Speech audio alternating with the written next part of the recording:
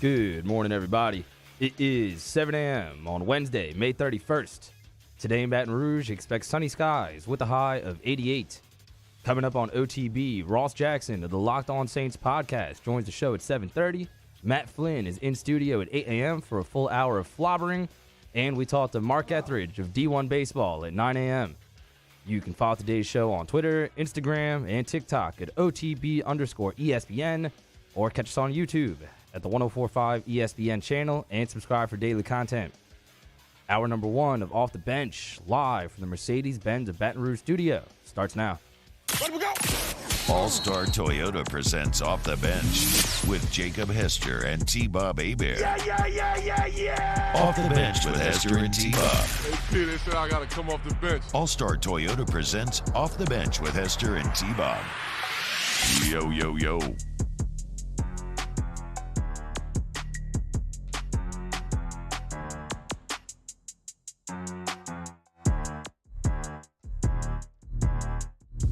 Yo, what's happening, everyone? What's going on, man? Wednesday, May 31st. How about that, boys? Last day of May.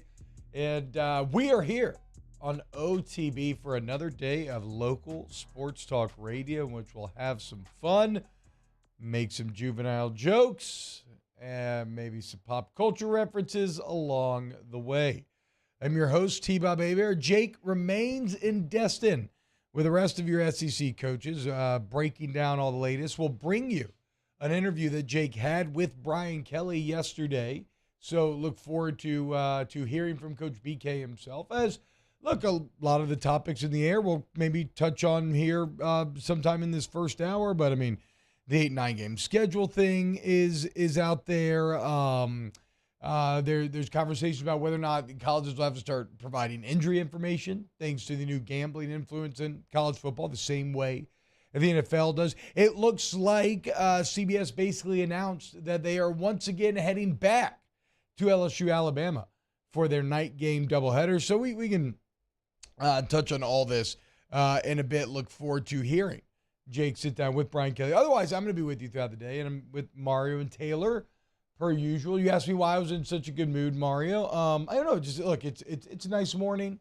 Have a great coffee. And then right before the show started, I was just looking at you two fine young lads, and I don't know, just put a smile on my face. You look great. You look clean shaven, lined up. You seem to have a sparkle in your eye this morning. You were taking a nice hearty sip of coffee, and I looked over at Taylor, and he was getting a very extreme yawn right before the show started, which is, hey, you got to get out your system sometimes. How we feeling today, boys? Y'all feeling well? Feeling good, man. Vibes are good. I'm leaving for vacation today. There we go. Okay, I knew it. I could smell it. I could sniff it. Much needed break, man. I love hanging out with you people every day, but you know everybody needs some R&R now and then. So I'm really looking forward to it. You people, you John Gruden? What do you mean by that? We'll get into John Gruden a little bit here at the beginning. Taylor, what's up, man? How you feeling? Man, I'm doing good. No pink shirt for me today, so I don't look naked on camera. Normal purple shirt. A lot better today than yesterday. So if you really want to be on a show in which I am one of the co-hosts, though, Taylor, we're going to have to ditch that undershirt, okay? I know I have a sweater on today, which is kind of random, but it was so comfy I didn't feel like taking it off. But yeah, I want to see a little bit of that chest. Where's your chest hair at? I was about to say, you strike me as not a particularly hairy individual. No, not really. Have you ever tried growing a beard out? Yeah, well, that's what I was telling you and Jake last Friday. Like, it gets a little reddish, and I don't like that, so I kind of... What about coverage, though? I don't care about color. What about coverage? Because it actually does okay. You have an incredibly clean-shaven look. Do you shave every day? No, but it's about every 3 days. Okay. Well, you look great. It's about you can't see it because, like, it'll get blonde at the beginning. Once it starts getting that red, I shave it, so you don't ever actually see it. All right, boys. Well, look, I think we're going to have a hell of a day today. Congratulations on your vacation, Mario. Like he said, we do have flobbering. Matt Flynn going to come in, hang out for an hour, get weird. Really excited to talk SEC and tournament baseball. Mark Etheridge. That'll probably be the extent of our baseball talk today. Pelicans restructure maybe in hour number 3. Aaron Nelson, in case you missed it, the player, or what's he? I don't want to misspeak here. I want to give you the exact title. They are restructuring player care and performance. Remember when Dave Griffin was hired, Much was made about Aaron Nelson coming over from the Phoenix Suns and how it fixed the Pelicans' injury woes. That's not happened. They've just continued, maybe even arguably exacerbated. And it looks like they're changing some things. I think the question is it legitimate or is it just kind of for show? And I don't know that we'll be able to answer that, but there is a very interesting quote in there that shows you that at least some changes are coming down the line. So look forward to all of this. Right now, we got Ross Jackson coming up here in about 25 minutes to talk New Orleans Saints. He was out at OTAs yesterday, and we'll pick his brain on John Gruden, where, boys, I wanted to see how y'all maybe felt about this. John Gruden, the Saints hosted John Gruden essentially on a visit to help with Derek Carr. And this makes a lot of sense from a couple of angles in that Derek Carr was, when he was at his most successful, it was under John Gruden. And never forget, boys, we now know that John Gruden committed to Derek Carr over Tom Brady.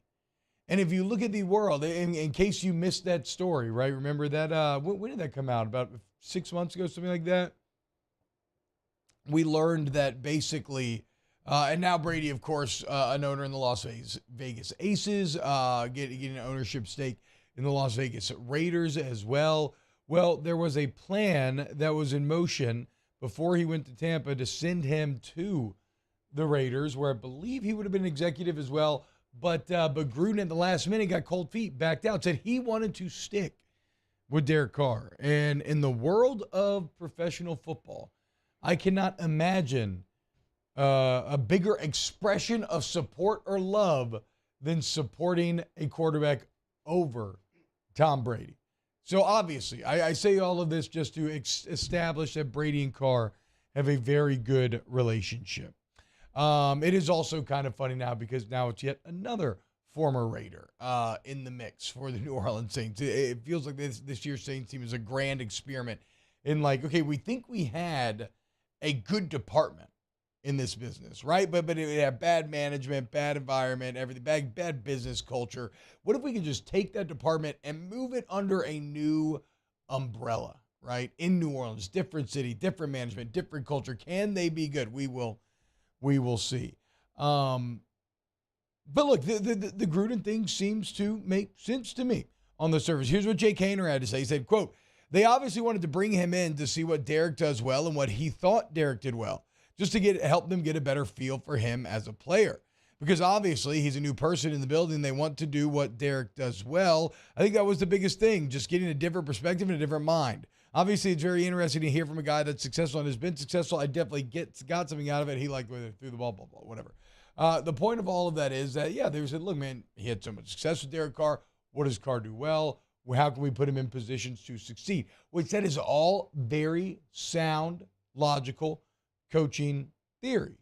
And so when viewed through that lens, I think it's smart. I think it will pay dividends. That may not be dividends that we'll be able to recognize because it'll be impossible to discern what little nuggets were learned about Derek Carr and how they're going to look to use them and implement them into this offense. But I guess the other side of this is the juice worth the squeeze, right? Because this is kind of the soft relaunch of John Gruden here, right? Like, this is the first time that we've seen him back in the news since the emails came out and he was removed as head coach of the Vegas Raiders. I feel like this is the first time that he's kind of been publicly welcomed back into the NFL sphere. And you know how I feel about these things. When people complain about cancel culture, right? I just don't have any time for it because generally they're complaining through the lens of I need, this is wrong. Like, this guy had these parameters applied to him and this guy had these parameters applied to him. They are not equal. And it's always from some sense of injustice, right? But here's the truth about something like cancel culture. It's just a social democracy. Okay. There are no hard and fast rules. It's just people are either so upset that you get fired or they don't care enough to have you fired. And that's just it. at the end of the day, right? So ultimately, the just kind of, it's like when people complain about like corporations either doing something, a publicly traded corporate doing something that is viewed as politically left or viewed as politically right. Well, here's the dirty truth, guys. They don't actually care about what they are doing. They are just doing what it takes, what they think will make money. Now, sometimes you screw up, right?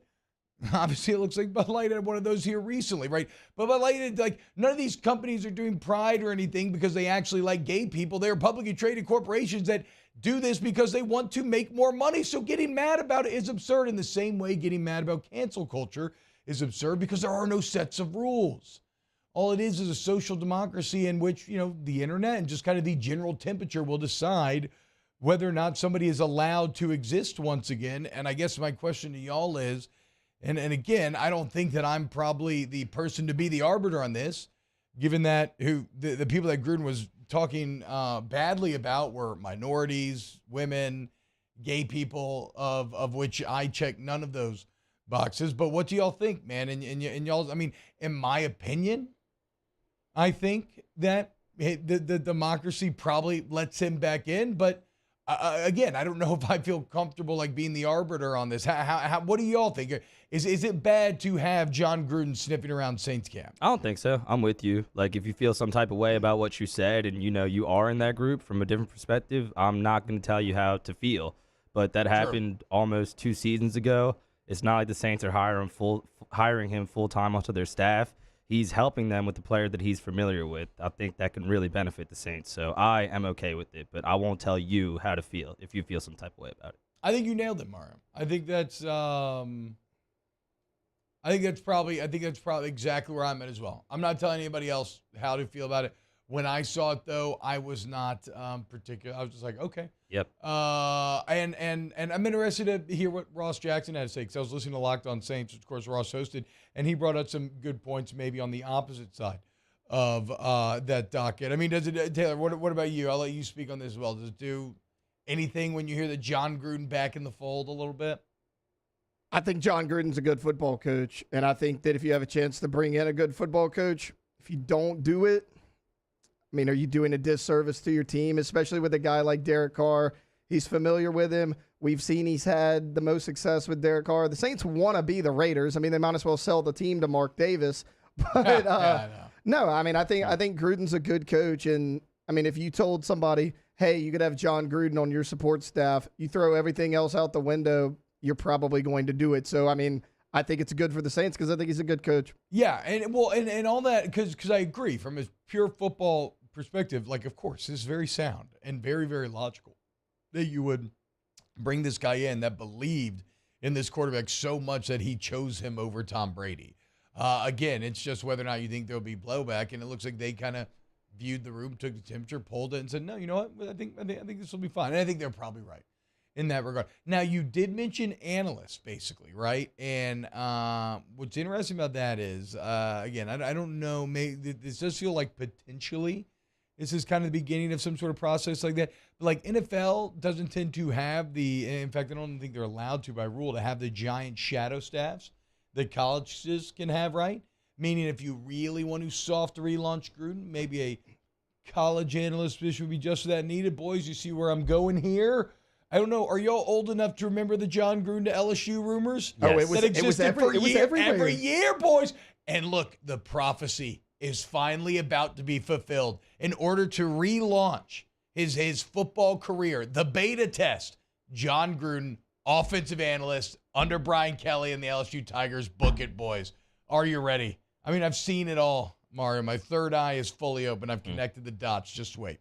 It's coming. But look, it's a weird thing because I don't think that we'll ever see these dividends being paid, but it makes all the sense in the world for Pete Carmichael and company to get in with Gruden and, him and Carr, who have spent years together to try to see, okay, how can we best position Carr for success? Because like we said yesterday in the DeAndre Hopkins conversation, you're all in on Derek Carr. That is your number one investment to trying to be good, okay? And if you want to get return on your investment, you apply resources to doing just that. And that's what the Gruden visit was. All right, when we get back, I hope to have perfect. It looks like I now have Jake's interview with Brian Kelly yesterday, so look forward to that, and we will play it for you next here on OTB. Off the Bench with Hester and T-Bob. ESPN Baton Rouge, New Orleans, Alexandria, and 1130 The Tiger. Go to Riverlands Insurance. 225-206-1517, 225-206-1517. That is Thomas Email's cell phone number. And when you call that number, he will answer, and you'll get in touch with Thomas and Megan Email, the father-daughter insurance team that is saving everyone money. And look, Riverlands is interesting, man. They're a great company. One of the fastest growing insurance companies in the South. Named best place to work by Insurance Business Magazine in 2022, right? So treat their employees the correct way, treat their customers the correct way. And they have access to all of the leading policy carriers, right? Now, they actually write more progressive policy than anybody in the entire state, but it's not, it's everybody. So, and it's all types of insurance. And because they're from Louisiana, they understand the unique aspects of what it takes to do business here. The bottom line is you call that number, 225-206-1517. You don't lift a finger. They shop around. They get you great coverage and save you money. Riverlands Insurance. Our listeners fire off their opinions on the jimsfirearms.net hotline at 499-1045. Keep listening for your next chance to shoot us your thoughts with the jimsfirearms.net hotline on 1045 ESPN Baton Rouge. Follow us on Twitter at 1045ESPN to cast your vote in the Citizens Bank and Trust Poll of the Day. Vote daily inside Off the Bench, live at lunch on Palmer. And after further review, Citizens Bank and Trust brings you the Poll of the Day via Twitter at 1045ESPN. Bayou Ford has $15,000 off plus 0.9% APR for 60 months on all new 22 Ford F-150 SCA trucks and incredible deals on all remaining 2022 inventory, all with Bayou's 1 million mile warranty. The crew at Bayou Ford is going to do right by you. Gulf Coast Office Products is a nationally recognized Savin office equipment dealer based right here in Louisiana. Over 100 employees strong, Gulf Coast has the boots on the ground to support all vertical markets from education, engineering, legal, and finance. With the latest in office technology from desktop to production segment units, Gulf Coast and Savin have the perfect fit for you. Call 225-756-2644. That's 756-2644 for Gulf Coast Office Products. I've been doing business with Luba for 25 years. They're dependable, trustworthy. It's just the attention to detail with our clients. Our folks have years and years of experience. They're highly trained professionals, but many companies have that asset. What I'd like to think makes Luba a bit different is that we use those talents in a way that truly is dedicated to serving the needs of the folks who depend on us. There it is, the extra mile, on the border of expected and extraordinary for those willing to go further, like vans customized for work or play, with safety and tech to keep you connected, supported by a 5-star sales, service, and finance team, and backed by the 1-star you know. So go the extra mile. It's never crowded, because so few have what it takes to go there. Mercedes-Benz Vans.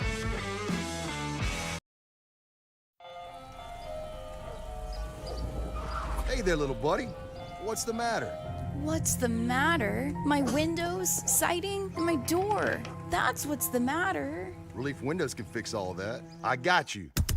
Pop, pop. What's up? Oh my gosh, look! Curb appeal. That's a good-looking neighborhood. ReliefWindows.com. Hey, what's up, y'all? It's that time again. It's heating up. Your boat's getting ready to come out and spend all summer on the water. It's time to take your boat to the next level with front-to-back boat service, where if you want an incredible custom speaker install, it's going to blow people away in the water, that's there for you. You want an HD sonar where you can see the fish under the water before you cast, beat all your friends, that's there for you at front-to-back boat service. So it's Musso. Join us for Wednesday's AFR presented by Pluckers. We'll have the latest from SEC spring meetings and from Saints OTAs. It's Wednesday's AFR 3 to 6, 104.5 ESPN Baton Rouge.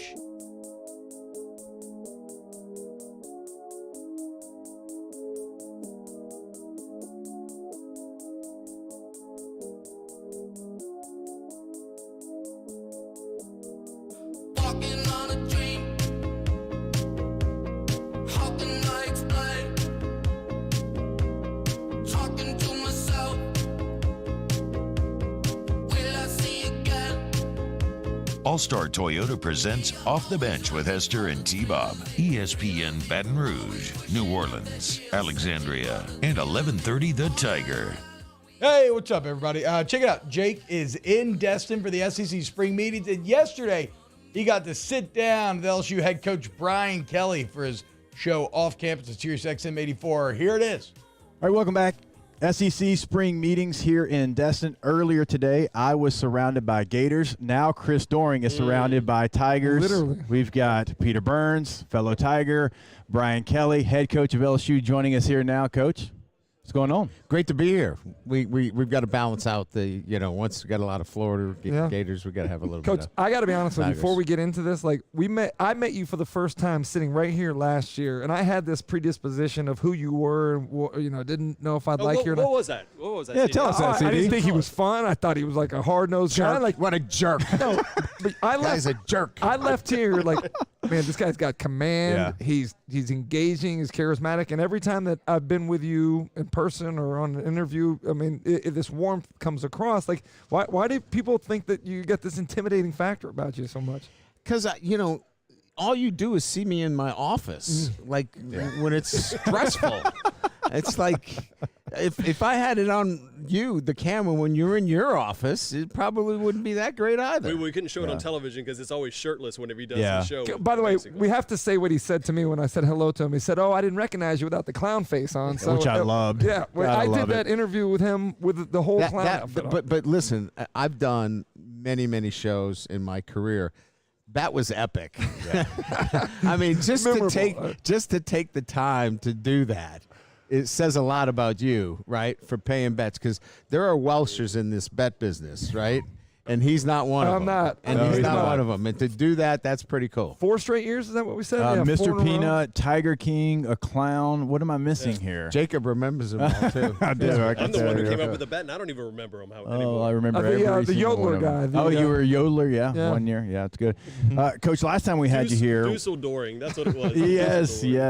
You two were sharing your time at the Amalfi Coast, I believe, in Italy there. So I don't have that experience, but I have been most places in Louisiana. So, Yes, you Coach, have. now that you've been to a bunch of different, very unique cities, do you have one that stands out? I mean, they're all unique in their own right. Yeah, I'm going to have to say Natchitoches. Yeah. The meat pies. Oh, Natchitoches meat pies are legendary. 3-1 great, by the way. Y'all heard that. So, yeah. and you can only get them at one of the gas stations. Yep. And they were on sale that day because they were on sale half price, as well as the chicken and gizzards. That's right. And I thought that was quite interesting that they were half price and the chicken and gizzards were not. That's right. I said, That's I'm in a right. pretty interesting place here. Yeah, I don't know that you want to eat half off gizzards. I don't Do know you that eat wanna gizzards do at that. all? No, hell no. But listen, the sushi was full price. I was like, I am not going near any sushi in Natchitoches. And I'm sure No. they've got, anyway, No. that was pretty cool. Gas station That's a good sushi, one. undefeated That's until right. it is. We finally take that loss, and it's not a good one. You feel at home now? I mean, Love it. Yep. Yeah, it's great people, just a great community. And look, at the end of the day, what I do is I coach football.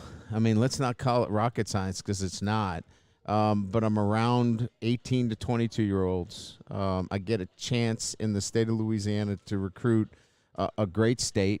Contiguous states are great players as well, and develop them. And I've got the resources. I've got great people around me. Scott Woodward as an AD and President Tate. I just got a great staff. It's fun. Enjoy it. You said develop them, man. I don't think anybody has done a more impressive job of developing a team from the start of the year to where you guys finished last year. I had the honor of doing the Citrus Bowl down there with you guys and just left that game so impressed with the team and how they had grown and the young guys, the integration, and just for this year, what that did as a launching pad into the next season. I mean, how do you go back and just kind of summarize what happened from game 1 against Florida State to where you finished against Purdue? Yeah, it was like the Bad News Bears in week 1, right? Yeah. And you try to look at that, and you want to be better in November or December, in that case January, than you are, in September. And you try to kind of get your guys to understand that. And for us, it was a process of learning how to practice right, doing the little things the right way, throwing the tape in the barrel instead of next to the barrel. All the things that you guys know. Mm-hmm. You guys know that. But that was every day. And so I think if you just stay consistent with that every single day and don't get too far ahead of yourself, you'll start to reap those benefits later in the season. I think we did. Coach, you were at the same Texas Bowl that I was at when LSU had barely anybody. I mean, 38 scholarship players in that roster obviously looked I bare. try to stay low-key. I was not trying to be too around. Brad did a great job in that situation. No, he did. I mean, you only have so many players, but from where the roster was then, and then you have a plan to rebuild the roster. Are you in another stride from even where you were a year ago with your roster? Oh yeah, we're further along. We still have some. Look, anytime you have to dip into the portal for multiple players, especially on one side of the ball, that's still a red flag. I mean, so look, I'm happy where we are, and we've made really good progress. But like, if you're really examining us, there's a red flag when you have to take 10 guys on defense. Right. Is that the goal, to not have to go into the portal in the future for you, for your culture? Top the tank off, Yeah. right? You know, take some guys at particular positions that can really expand your roster and deepen it. Mm-hmm. But we've had to take frontline guys, and that's not a good thing. You want to do that through development of your freshman class and developing your players and retaining them.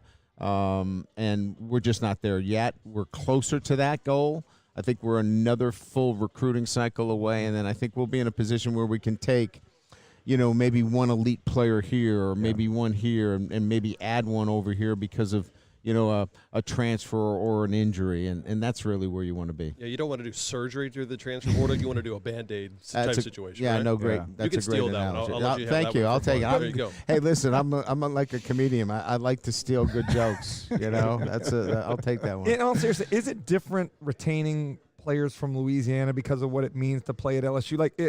Garrett Nussmeier grew up in Gainesville. He was a friend of my son's. I knew how much, even when he was there, the family side of Louisiana meant to him, and getting the chance to have him come back and how you integrated him last year.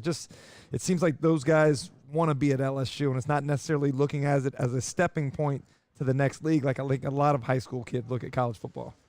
I think there's a lot of truth to that, Chris, but I think that there has to be a developmental model there for them that they see that they can get better and that it will help them further them in their careers.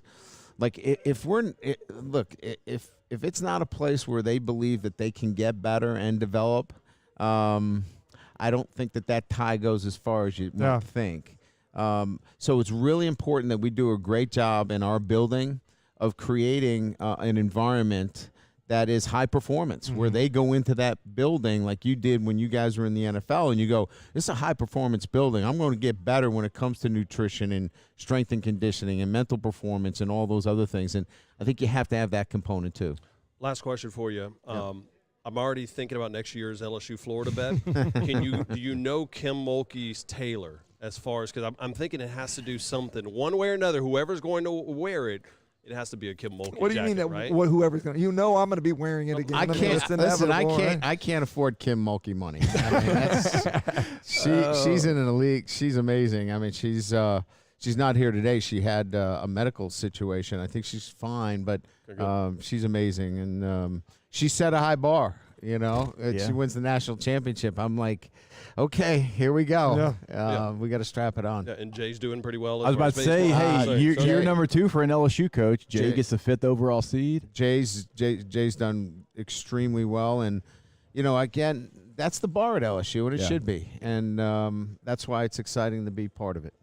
No, there's no question about it. We had Coach McMahon on earlier, and he's like, look, I see what BK's doing. I see what Jay's doing. Kim wins the national championship. Year number 2 feels like a very important one. But real quick, last one for me. I mean, there does really feel like, and look, I've been around LSU for a long time, the alignment with the athletic department has never been what it is now. Like, I see you out supporting Kim. I see you at baseball games, and I see all these coaches at football games. That's not something we've ever really had in Baton Rouge, and it feels like that's important to you. It's important. I think when you talk about alignment, you just can't throw words out there. Right. The alignment has to be real, and I really think it starts with President Tate. He's been everywhere. He's been in D.C. He's been to the ball games. He's been on the sideline. It starts with your president, your athletic director. Kelly Zinn's been amazing. Yeah.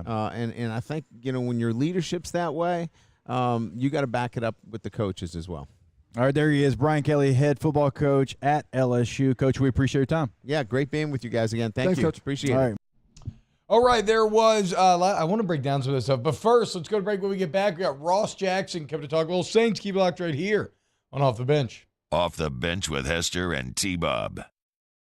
In times of need, get a full list of phone numbers, websites, and other important emergency information on the Demco Stormwatch page at 1045ESPN.com. Hello, Samantha, dear, I hope you're feeling fine. And it won't be long until I'm with you all the time. But until then, I spend my money up right down on my last dime. Come on, live Baton Rouge.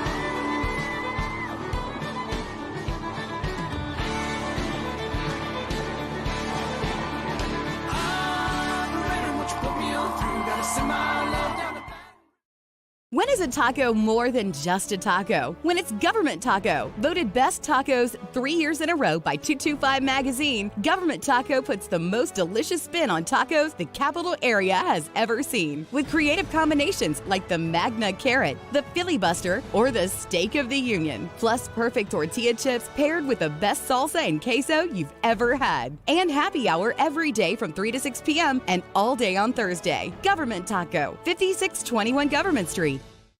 Gulf Coast Office Products is a nationally recognized Savin office equipment dealer based right here in Louisiana. Over 100 employees strong, Gulf Coast has the boots on the ground to support all vertical markets from education, engineering, legal, and finance. With the latest in office technology from desktop to production segment units, Gulf Coast and Savin have the perfect fit for you. Call 225-756-2644. That's 756-2644 for Gulf Coast Office Products. There it is, the extra mile, on the border of expected and extraordinary, for those willing to go further, like vans customized for work or play, with safety and tech to keep you connected, supported by a 5-star sales, service, and finance team, and backed by the 1-star you know. So go the extra mile. It's never crowded, because so few have what it takes to go there. Mercedes-Benz Vans. I've been doing business with Luba for 25 years. They're dependable, trustworthy. It's just the attention to detail with our clients. Our folks have years and years of experience. They're highly trained professionals. But many companies have that asset. What I'd like to think makes Luba a bit different is that we use those talents in a way that truly is dedicated to serving the needs of the folks who depend on us.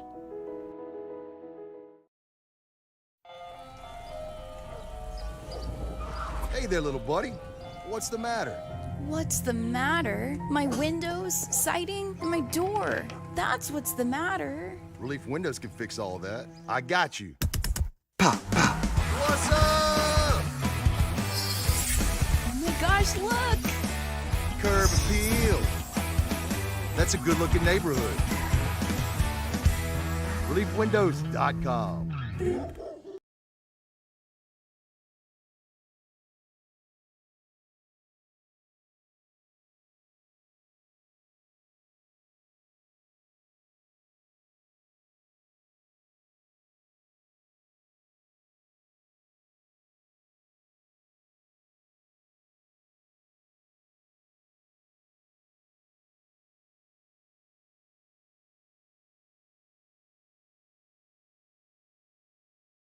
New deals for small business in-store every week. Keep your business running right and safe at Staples. Offer valid in-store, online order pickup, and Instacart. Exclusions apply. Not valid in Concord, New Hampshire location. Prices may vary. N71. After further review with Matt Moscona, weekday afternoons from 3 to 6 on 104.5 ESPN Baton Rouge. Bayou Ford and Bayou Chrysler Dodge Jeep Ram. 5 brands on one lot. Shop BayouAutomotive.com.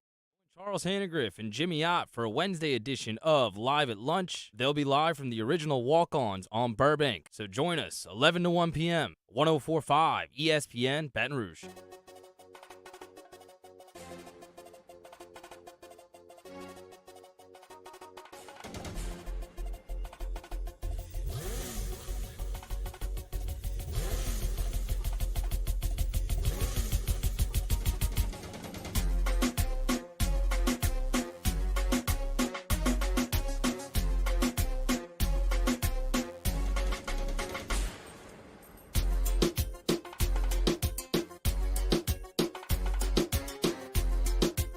All-Star Toyota presents Off the Bench with Hester and T-Bob. ESPN Baton Rouge, New Orleans, Alexandria, and 1130 The Tiger. Yo, what's going on, y'all? Welcome back to OTB. T-Bob, Martin Taylor hanging out with you today. Just heard from Jake Hester, who's live at SEC meetings, doing some gumshoe journalism. He came back. Or he sent us back an excellent Brian Kelly interview, of which there were a few things to highlight. First off, Natchitoches meat pies are incredible. Brian Kelly continues to know a great way of how to ingratiate yourselves to the locals. It's kind of funny. We were talking about how okay, hold on. I'm sorry, I'm getting distracted. There's a lot going on here. We were talking about how before the show, I think we were randomly talking about Hugh Freeze at Auburn. Oh, because the spring games on the television over here. We got Ross on the phone. All right, let's just go to the phone then. And we'll get back to what we were about to say. Yo, Ross, what's going on, man? How you doing today?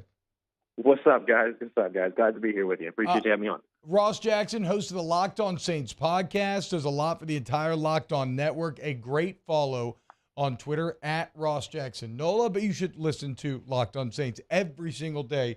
Ross brings you some excellent Saints coverage. Ross, I want to start here because earlier in the show we talked about the John Gruden visit to the New Orleans Saints, and he kind of talked about it through the lens of, okay, like from the football perspective, like, does this make sense? Are there dividends? And then talked about, this is kind of the soft relaunch of Gruden, right? And ultimately canceling people, and when people get in trouble and all these sorts of things, it's like a social democracy. We're going to find out whether or not the public is accepting of John Gruden once again. And we all kind of landed on, I feel like it's probably okay. Then again, I don't know that we're the people that get to make that decision, as that we were not in the groups that he was kind of caught disparaging, right, in his private messages. What is your perspective on the John Gruden situation and the Saints bringing him in to help learn Derek Carr a little bit? Yeah, I think, look, conversations like this require a lot of nuance. Yeah. And there's never really a situation in which you can walk in and say, I monolithically speak on behalf of, this entire group or that entire group or anything like that. So, I really appreciate your guys' sensitivity to the idea of hey, we weren't really a part of the folks that were impacted there. But on the other side of the coin with that, I can't be representative of, an entire group of people that he spoke of either.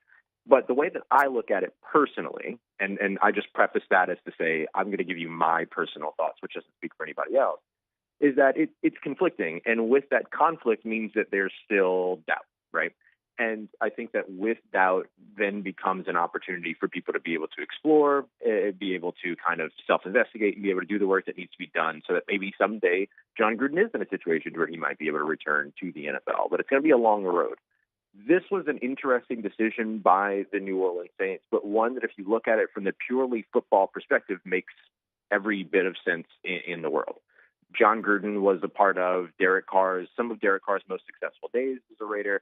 John Gruden, Sean Payton both worked together with the Philadelphia Eagles, offensive coordinator John Gruden, quarterbacks coach Sean Payton. So Payton's system, which the New Orleans Saints still runs their version of, was heavily influenced by John Gruden. So bringing in sort of the guy that's the connective tissue between, Derek Carr and Sean Payton and their offense and Carmichael makes sense in terms of how you're aligning all this. The other thing to keep in mind is that they can't bring Sean in. He's a little busy. They can't bring in Tom Condon, who was with them at the time, because he's off in New York. And then other guys that were a part of that, offense, unsurprisingly, have jobs elsewhere. So really the only person they could go to with this idea was John Gruden from a logistical sense. The challenging part is not necessarily just the public perception of it, but how do the players feel about it?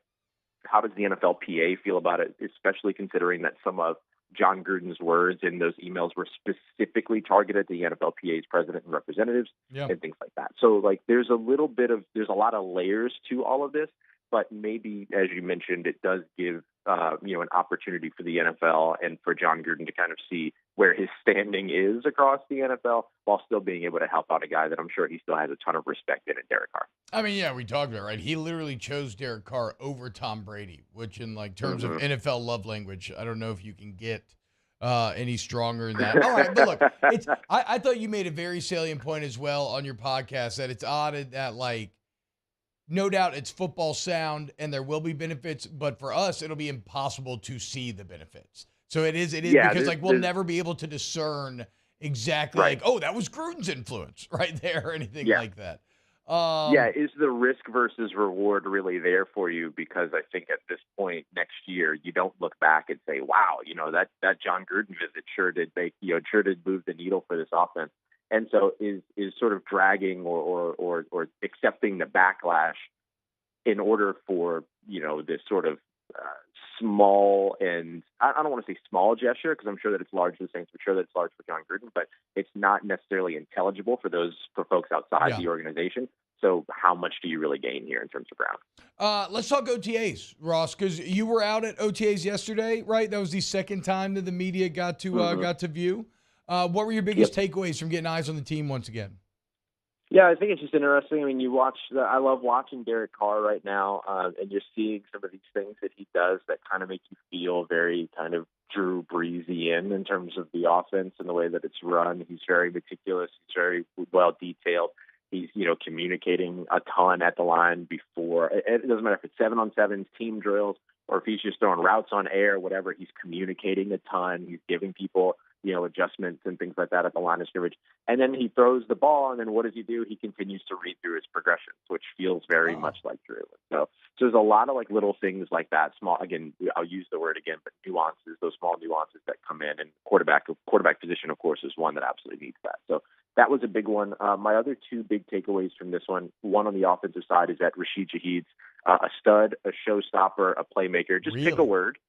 And it's Rashid Shaheed. I mean, the kid is just, I'm sorry, not the kid, but the guy is just remarkable. And it's one of those things where we want to be careful because this is practice, right? We talk about practice. And so I want to be careful about hyping up players too much and things like that. But I do have to also tell you when a player is looking good in these situations. And Rashid Shaheed's absolutely that guy. If it's a one-hand snag, he's got it. If it's him showing that he can create separation, not just with his speed, but his ability to be able to break out of routes. DBs are so afraid of what he can do deep that he can sell his stem without that vertical push. He can sell that without having to really do much more than what he would naturally do. And then when he gets to the top of the route break and he's able to break out, no matter what he does, it somehow catches the DBs off guard. He's just really subtle.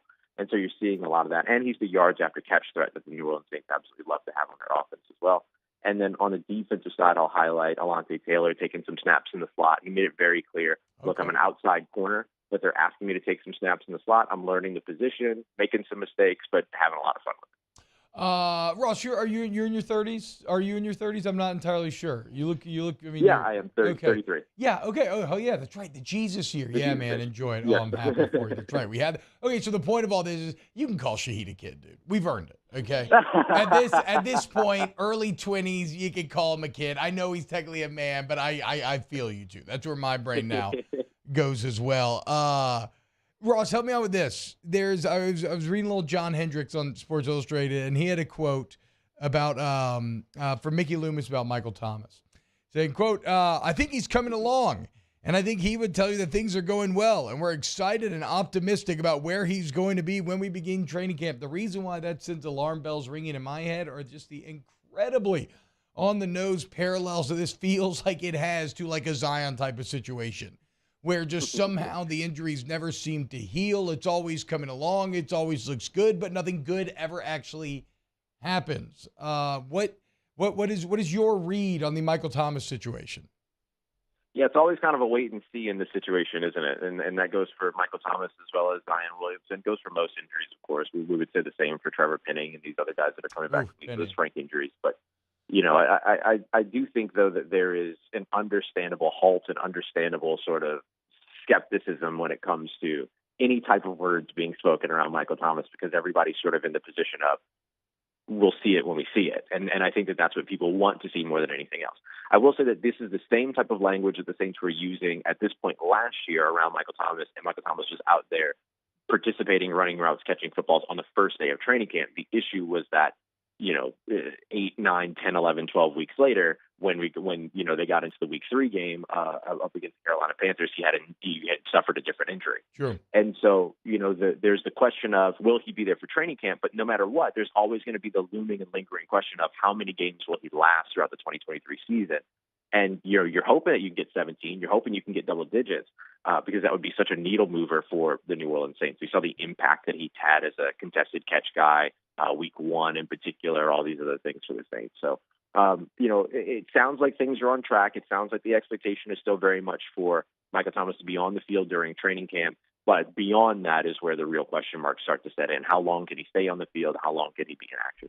Ross Jackson, host of the Locked On Saints podcast. Go subscribe to it. A daily, fun, quick-hitting, densely packed with information podcast that keeps you up to date on the black and gold. And, the entire Locked On network's popping off right now. Obviously, the finals going on, so there's a lot of content to be enjoyed. Ross, thank you so much. And tell the people about anything that you want to push that I didn't mention. Just go check out everything else that T-Bob's doing too, because I feel like you're giving me a lot of flowers, man, but you need yours too, because you're out here grinding and getting a whole bunch of work done beyond these 3 hours. So shout out to you, man. You're very kind, Ross. You too, man. Thank you so much. You have a great morning. You too, homie. Take care. Stay safe. Talk to you soon. Yes, sir. Ross Jackson. Just excellent insight from Ross. Again, I really you maybe got like a 20-minute commute to work, something like that. A little Locked On Saints is the perfect way to enjoy that coffee in the morning. When we get back, let's go ahead and close out hour number 1 of OTB. Off the bench with Hester and T-Bob. Ross is an all-star, and I want you to be an all-star. I'm an all-star. These two are not all-stars. Why don't you all have vehicles from All-Star Toyota of Baton Rouge for us? Don't you know? And then you get some of the best prices, the best customer service. And if you need to trade in or anything, now's the time. Okay, you're never going to get better value. Whether you're looking to just trade in and turn right around for store credit, essentially, go get a new vehicle, or just sell your vehicle, right? All-Star wants to buy. Now, while you're in there, off of Airline Highway, you can check out the incredible deals they can have. You see what it's like to work with the sales staff over there as they guide you toward the answer that works for you financially and functionally, and maybe even just stylishly, right? Maybe you got a good break, you're feeling good, you're doing well, you want to treat yourself. Whatever your needs are, the answers are right there off of Airline Highway at my favorite place that supports this show, All-Star Toyota of Baton Rouge. So you love OTB, you love All-Star. Go to allstartoyotabatonrouge.com today.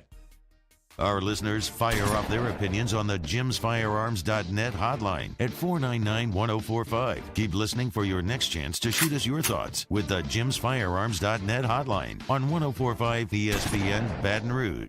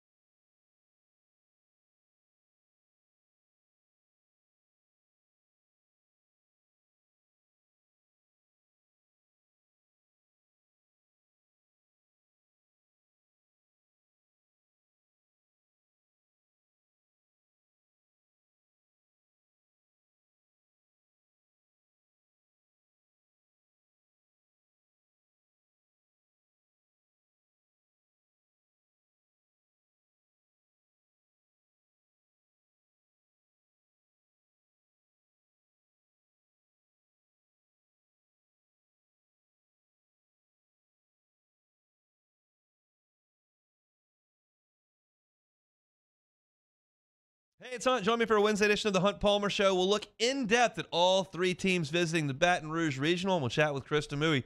Hunt Palmer Show, 1 to 3 weekdays, 104.5 ESPN Baton Rouge.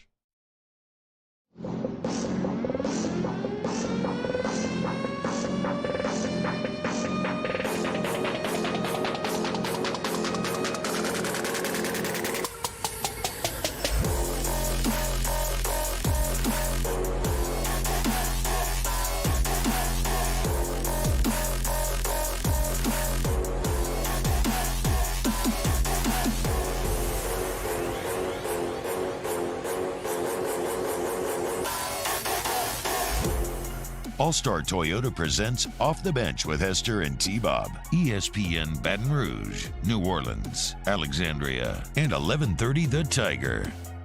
Yo, what's happening, y'all? I wish you could get your comments in the chat, but surprise, surprise. My computer is just trashing. The Wi-Fi isn't working. To go back to the Brian Kelly interview, if you were to sum up why Brian Kelly has been successful here in Baton Rouge, and when the original, because we were talking about Brian Harsin, a tale of two Bryans, if you will, at Auburn, and why didn't he work out? And it's kind of interesting when you look at the parallels between the two Bryans. A lot of the same questions were asked about both, right? Brian Harsin coming from Boise State, Brian Kelly coming from Notre Dame. They're now suddenly in the heart of SEC country. Could they fit in? And Brian Kelly talking about Natchitoches meat pies and chicken gizzards, even though he didn't eat them, which, you at least got to try them. That's kind of representative of why he did work, because he understands how to ingratiate himself with people, regardless of the situation. I've seen Brian Kelly work a room. It feels like a Fortune 500 CEO. He has a whirlpool of activity around him, and he always seems to have a comment ready to go to make you feel like, oh man, look at that, oh, that was cool. Like, this guy, he's just like down to earth. Or like, oh, how'd he know that? Or like, oh man, he knew my name. So it's like, it's a very impressive. Brian Harsin wasn't willing to do all that. He came in, and instead of allowing culture to infect him, he tried to impose his culture, and it never quite worked. And now you have Hugh Freeze, whereas Brian Kelly going into year 2 looks like he is ready to take another step. I loved a lot of what Brian Kelly was saying at SEC Media Days yesterday. He was talking about how,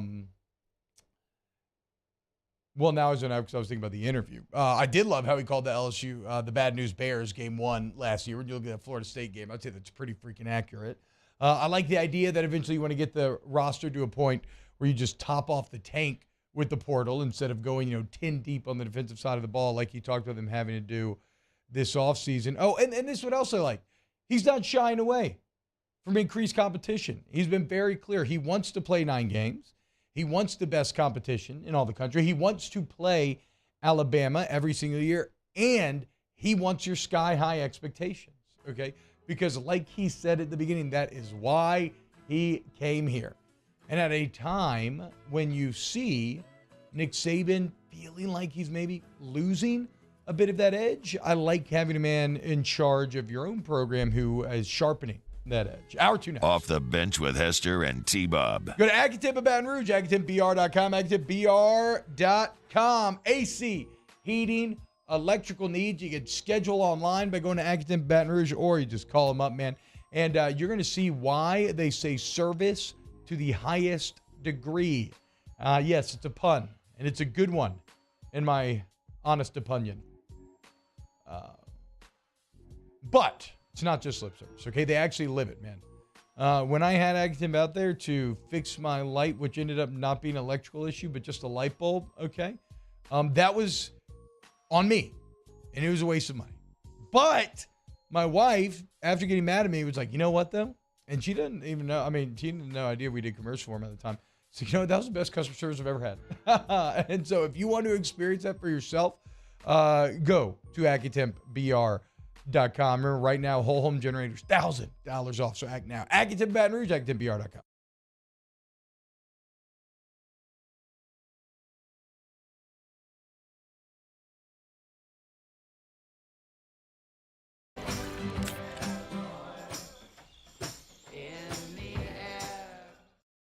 Electricity is all around us. and our families depend on it. Every day is sparked by the power of a cold drink or a warm meal, a movie night, and a comforting light at the end of a dark hallway. From sunrise to sunset, playtime to bedtime, our team is ready to take care of your electrical needs. Even in the case of an after-hours emergency, the light in your life shines brighter with Mr. Electric.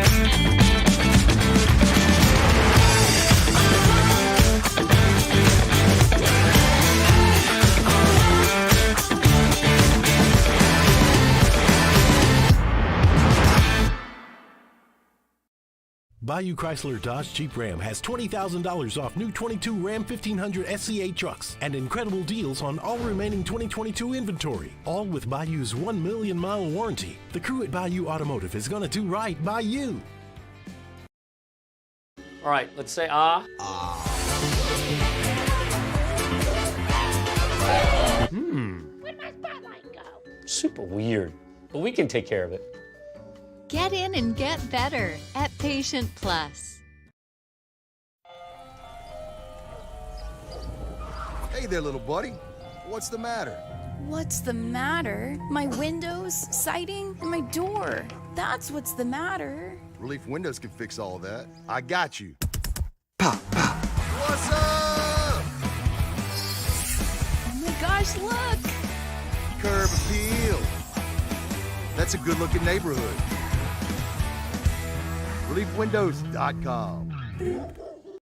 Hey, what's up, y'all? It's that time again. It's heating up. Your boat's getting ready to come out and spend all summer on the water. It's time to take your boat to the next level with front-to-back boat service, where if you want an incredible custom speaker install, it's going to blow people away in the water, that's there for you. You want an HD sonar where you can see the fish under the water before you cast, beat all your friends, that's there for you at front-to-back boat service. So don't put it off.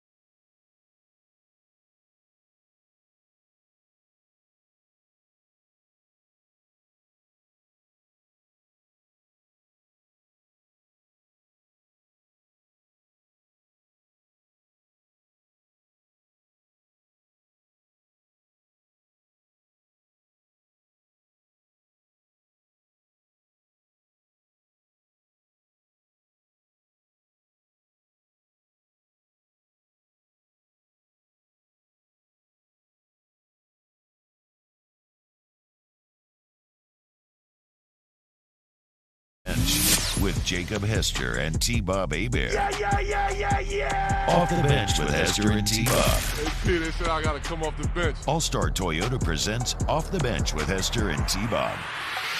Yo, yo, yo. Oh, yo, ho, ho, and a bottle of fun or flun? Nope. Yep, Matt Flynn here in studio. That wasn't it. National champion quarterback, entrepreneur. What a funny word to say. I don't even try to say that word. Entrepreneur? Your entrepreneurial spirit?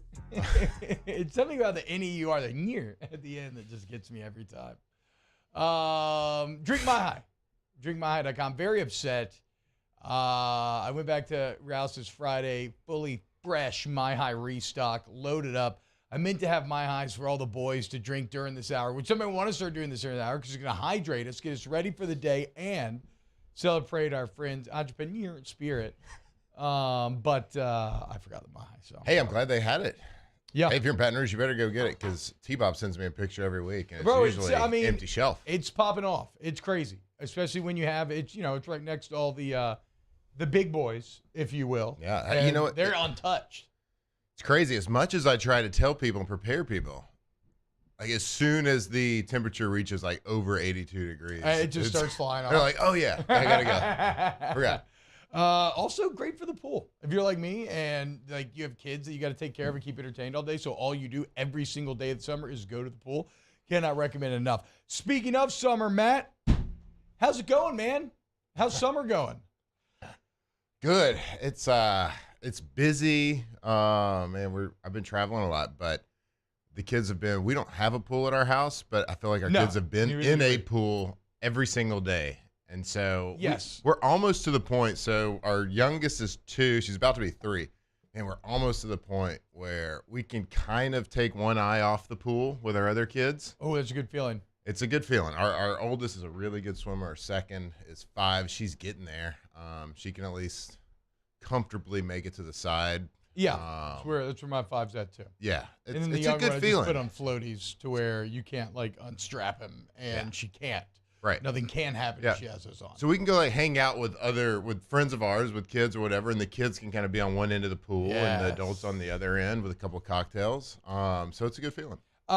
Never build your own pool. I get it. It's probably pretty tight, but I just don't know if the juice is worth the squeeze. It feels like a lot of upkeep.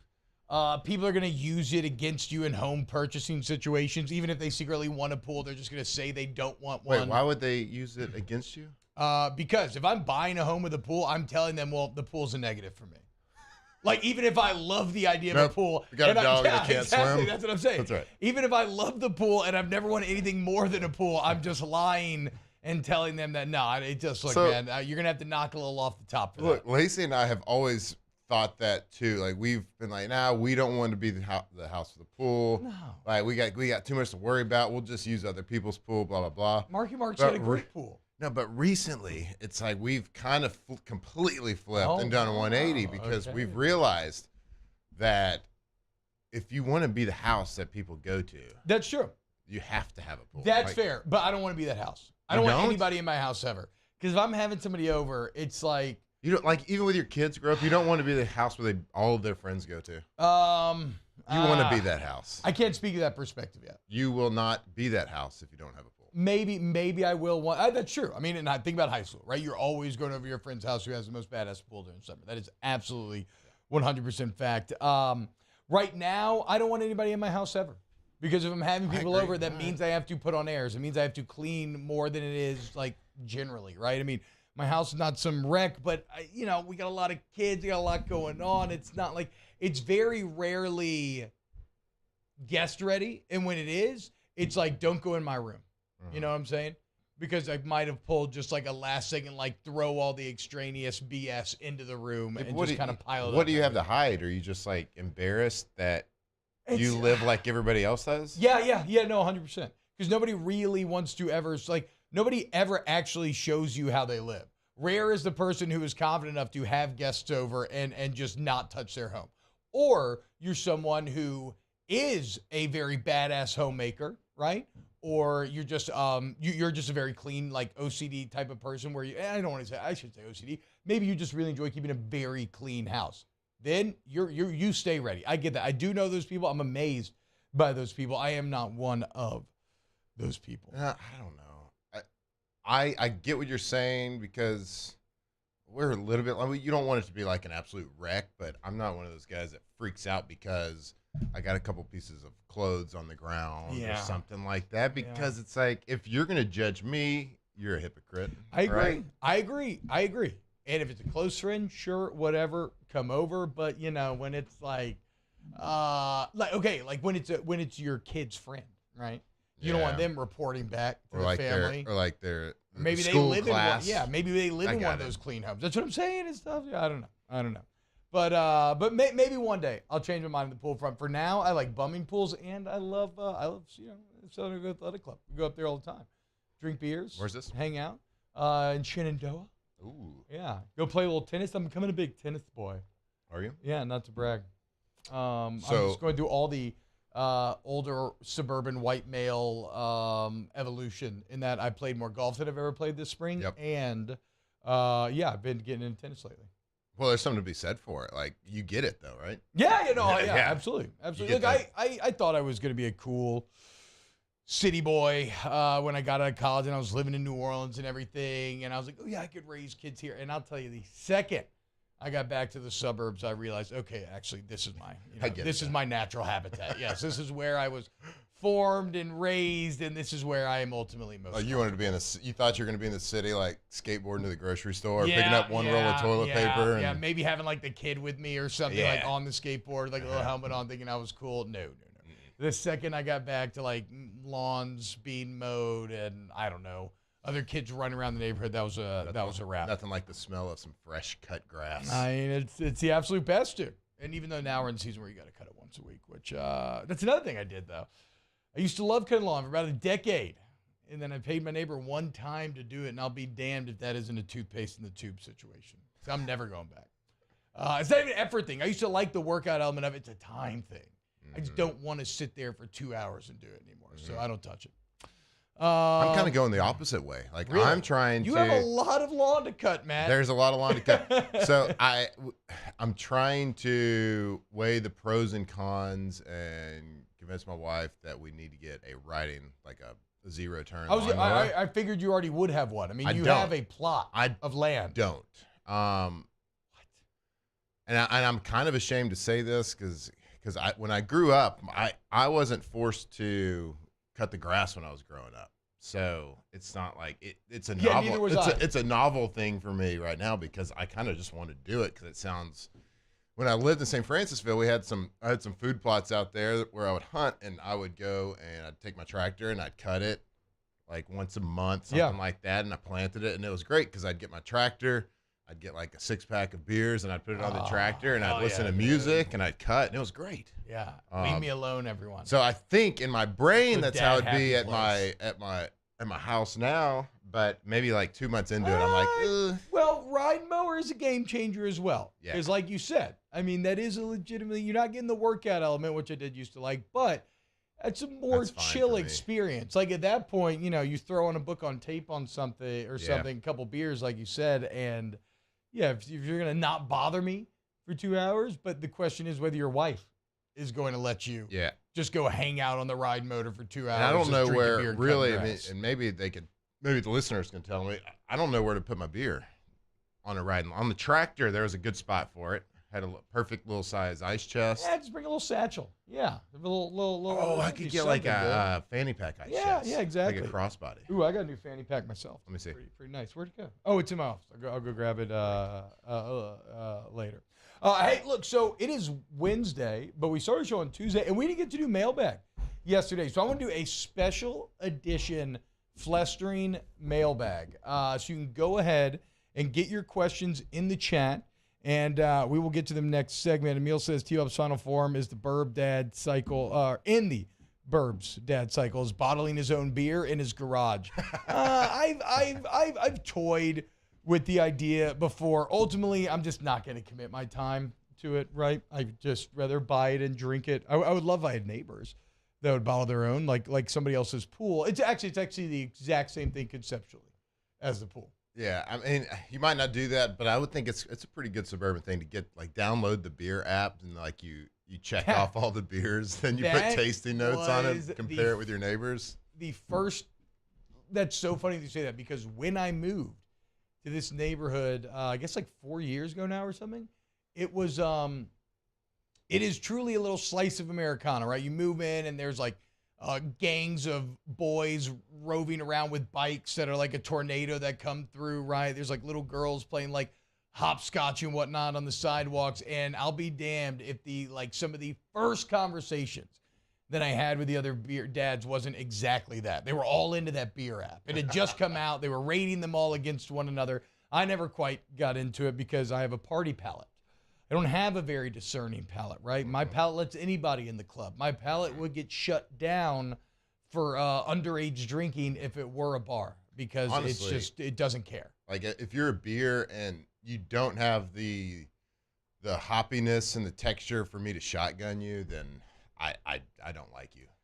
Wait, so are you saying that you want to shotgun hoppy? No. Thick beers? Like if it's too hoppy and too thick, okay, it's like, okay. if I can't shotgun you, then you're not worth my I thought time. you were just saying, I would like the shotgun IPAs. No. That would be... I've never gotten into the old pale ales. I did it for a while because on my bachelor party, we went to a charity event at the Sweetwater Brewery because they were giving out free beer, just, unlimited beer if you pay just like a base price. And so I got into a lot of IPAs, and it kind of ruined me for life. I will never forget, I don't get it. I just don't get it. Well, I got back in recently. It tastes really good. It tastes like trash. No.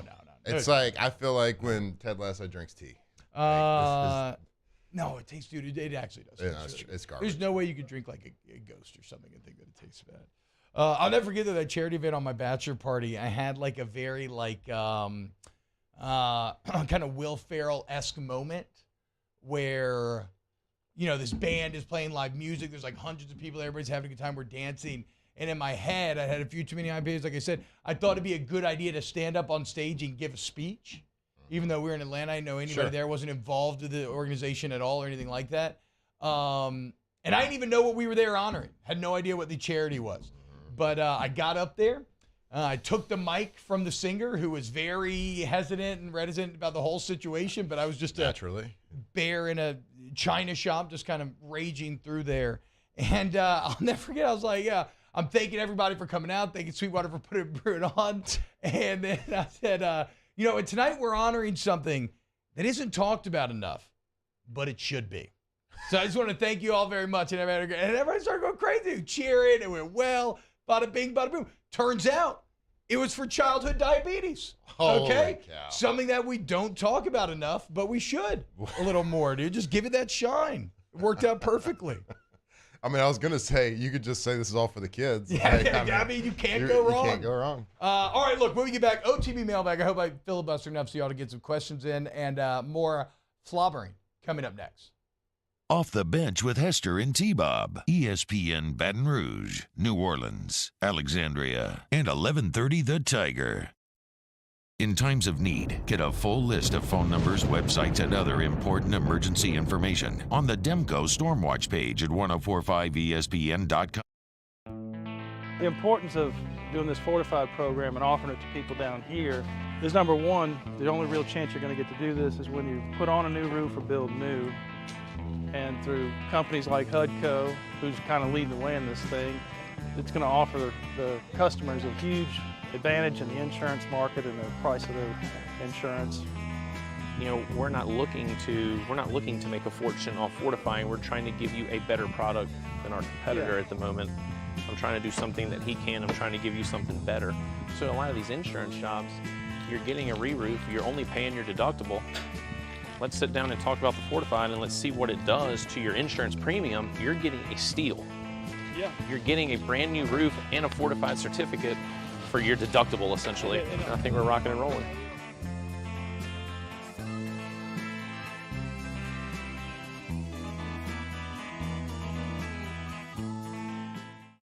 Bayou Ford has $15,000 off plus 0.9% APR for 60 months on all new 22 Ford F-150 SCA trucks and incredible deals on all remaining 2022 inventory, all with Bayou's 1 million mile warranty. The crew at Bayou Ford is going to do right by you. Gulf Coast Office Products is a nationally recognized Savin office equipment dealer based right here in Louisiana. Over 100 employees strong, Gulf Coast has the boots on the ground to support all vertical markets, from education, engineering, legal, and finance. With the latest in office technology, from desktop to production segment units, Gulf Coast and Savin have the perfect fit for you. Call 225-756-2644. That's 756-2644 for Gulf Coast Office Products.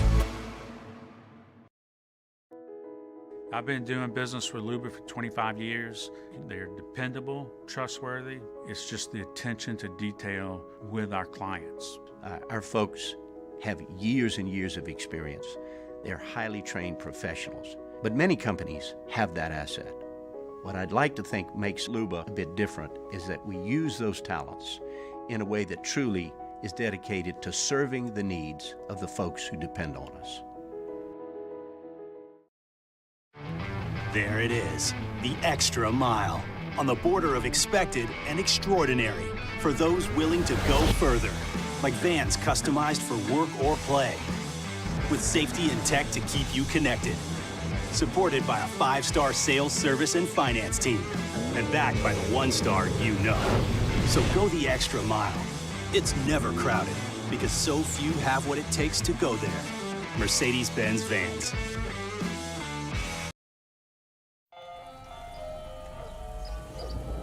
Hey there, little buddy. What's the matter? What's the matter? My windows, siding, and my door. That's what's the matter. Relief Windows can fix all of that. I got you. Pop, pop. What's up? Oh my gosh, look! Curb appeal. That's a good-looking neighborhood. ReliefWindows.com. Hey, what's up, y'all? It's that time again. It's heating up. Your boat's getting ready to come out and spend all summer on the water. It's time to take your boat to the next level with front-to-back boat service, where if you want an incredible custom speaker install, it's going to blow people away in the water, that's there for you. You want an HD sonar where you can see the fish under the water before you cast, beat all your friends, that's there for you at front-to-back boat service. So don't put it off. We got the parts in right now. Get them now before they go back on back order. Front-to-back boat service. Follow us on Twitter at 1045ESPN to cast your vote in the Citizens Bank and Trust Poll of the Day. Vote daily inside Off the Bench, live at lunch on Palmer. Musso, join us for Wednesday's AFR presented by Pluckers. We'll have the latest from SEC spring meetings and from Saints OTAs. It's Wednesday's AFR 3 to 6, 1045 ESPN Baton Rouge.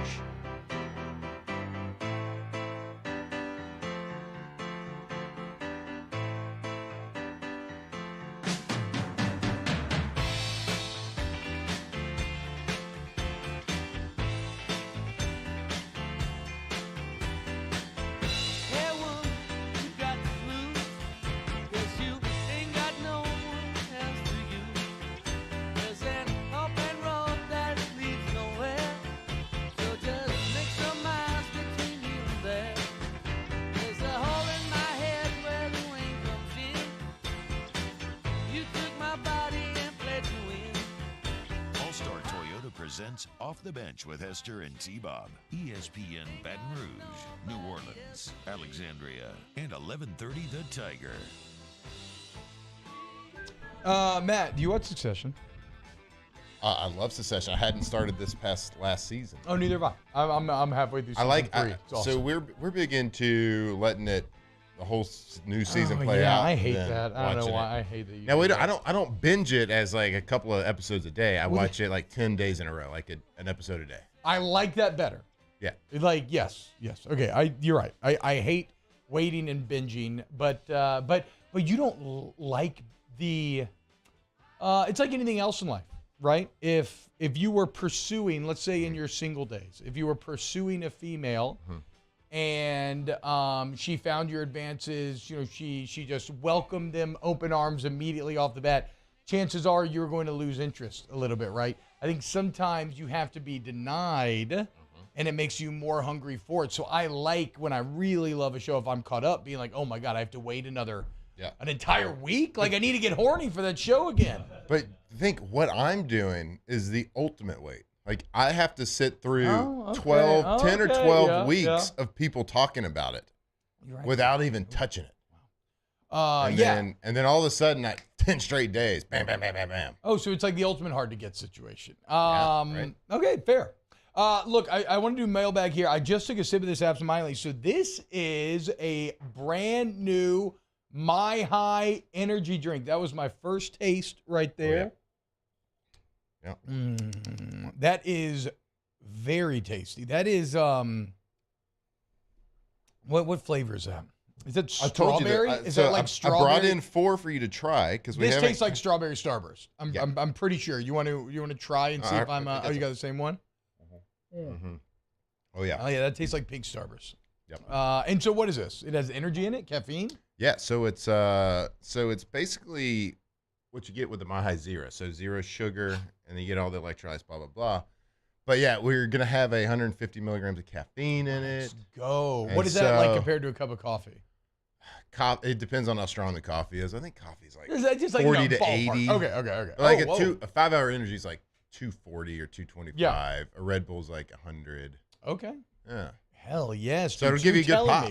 Yeah, so you're telling me now instead of drinking my coffee, I can just get My High Zero and Well, not now. Y'all are taste testing here. I haven't even produced it. I haven't even decided which flavor. So I'm trying to let you help me decide. Hell yeah. Okay. Yeah. Okay, so that was flavor number 1. But it's cool because it's like I hear it a lot about the caffeine's a diuretic and gets you dehydrated. So this kind of helps you curve that a little bit. So you kind of cut the dehydration aspect of it. That's excellent. And it's tasty. Exactly. If I can feel, because that is the one thing about the coffee in the morning is it does make you feel like very thirsty coming up. Also, I'm going to be hyped up after this hour. All right, let's dive into a little OTB mailbag. Special delivery! I have this special delivery for off the bench. And look, it is marked most urgent. They'll be writing to you. The internet. What the is the internet?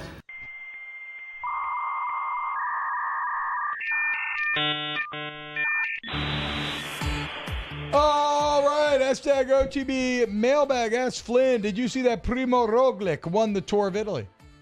Say it again. Primo Roglic won the Tour of Italy. I did not. So, as big of a Tour de France fan as I am, I don't watch all the tours leading up to it. But Primo is a hell of a rider. Yeah, Greg LeMond's our resident fan. Hashtag OTB mailbag. Go-to pool drink. Easy. Ranch water, but a lazy man's ranch water, right? I have this big cup or whatever, and basically it's 2 Topo Chicos, and then fill the rest with tequila. And you're good to go. If you want to throw lime in there, that's great, or lemon, whatever, like go for it. But you don't have to. And you can also do mezcal instead of tequila, and it's incredible. It's just so good on a hot day. But don't drink it at a pool where you're gonna have to drive, because you will get very drunk. Because it's just liquor. Yes. Great. Take an Uber. Yeah. Yeah, exactly. Yeah. Mine used to be like just any sort of boat drink. Just mix an alcohol with some ice and some sort of juice. Ryan, the boat drink. Yeah, boat drink guy. Now I would agree my ranch waters or any sort of like tequila or vodka and soda with just something else in it. Ondas are good. Have y'all heard Ondas? The orange can. It's like the tequila seltzers. I have not. Really good. I have not. Tough to get though. I have no experience with seltzers. Shut up. No. Like I've drank all the different kinds. But kind of like you with IPA, I've never had a seltzer where I'm like, I actually want another one of those, except for Vizzy seltzer. Well, right here. Your Vizzy taste hard buds seltzer right here. Your taste buds are trash.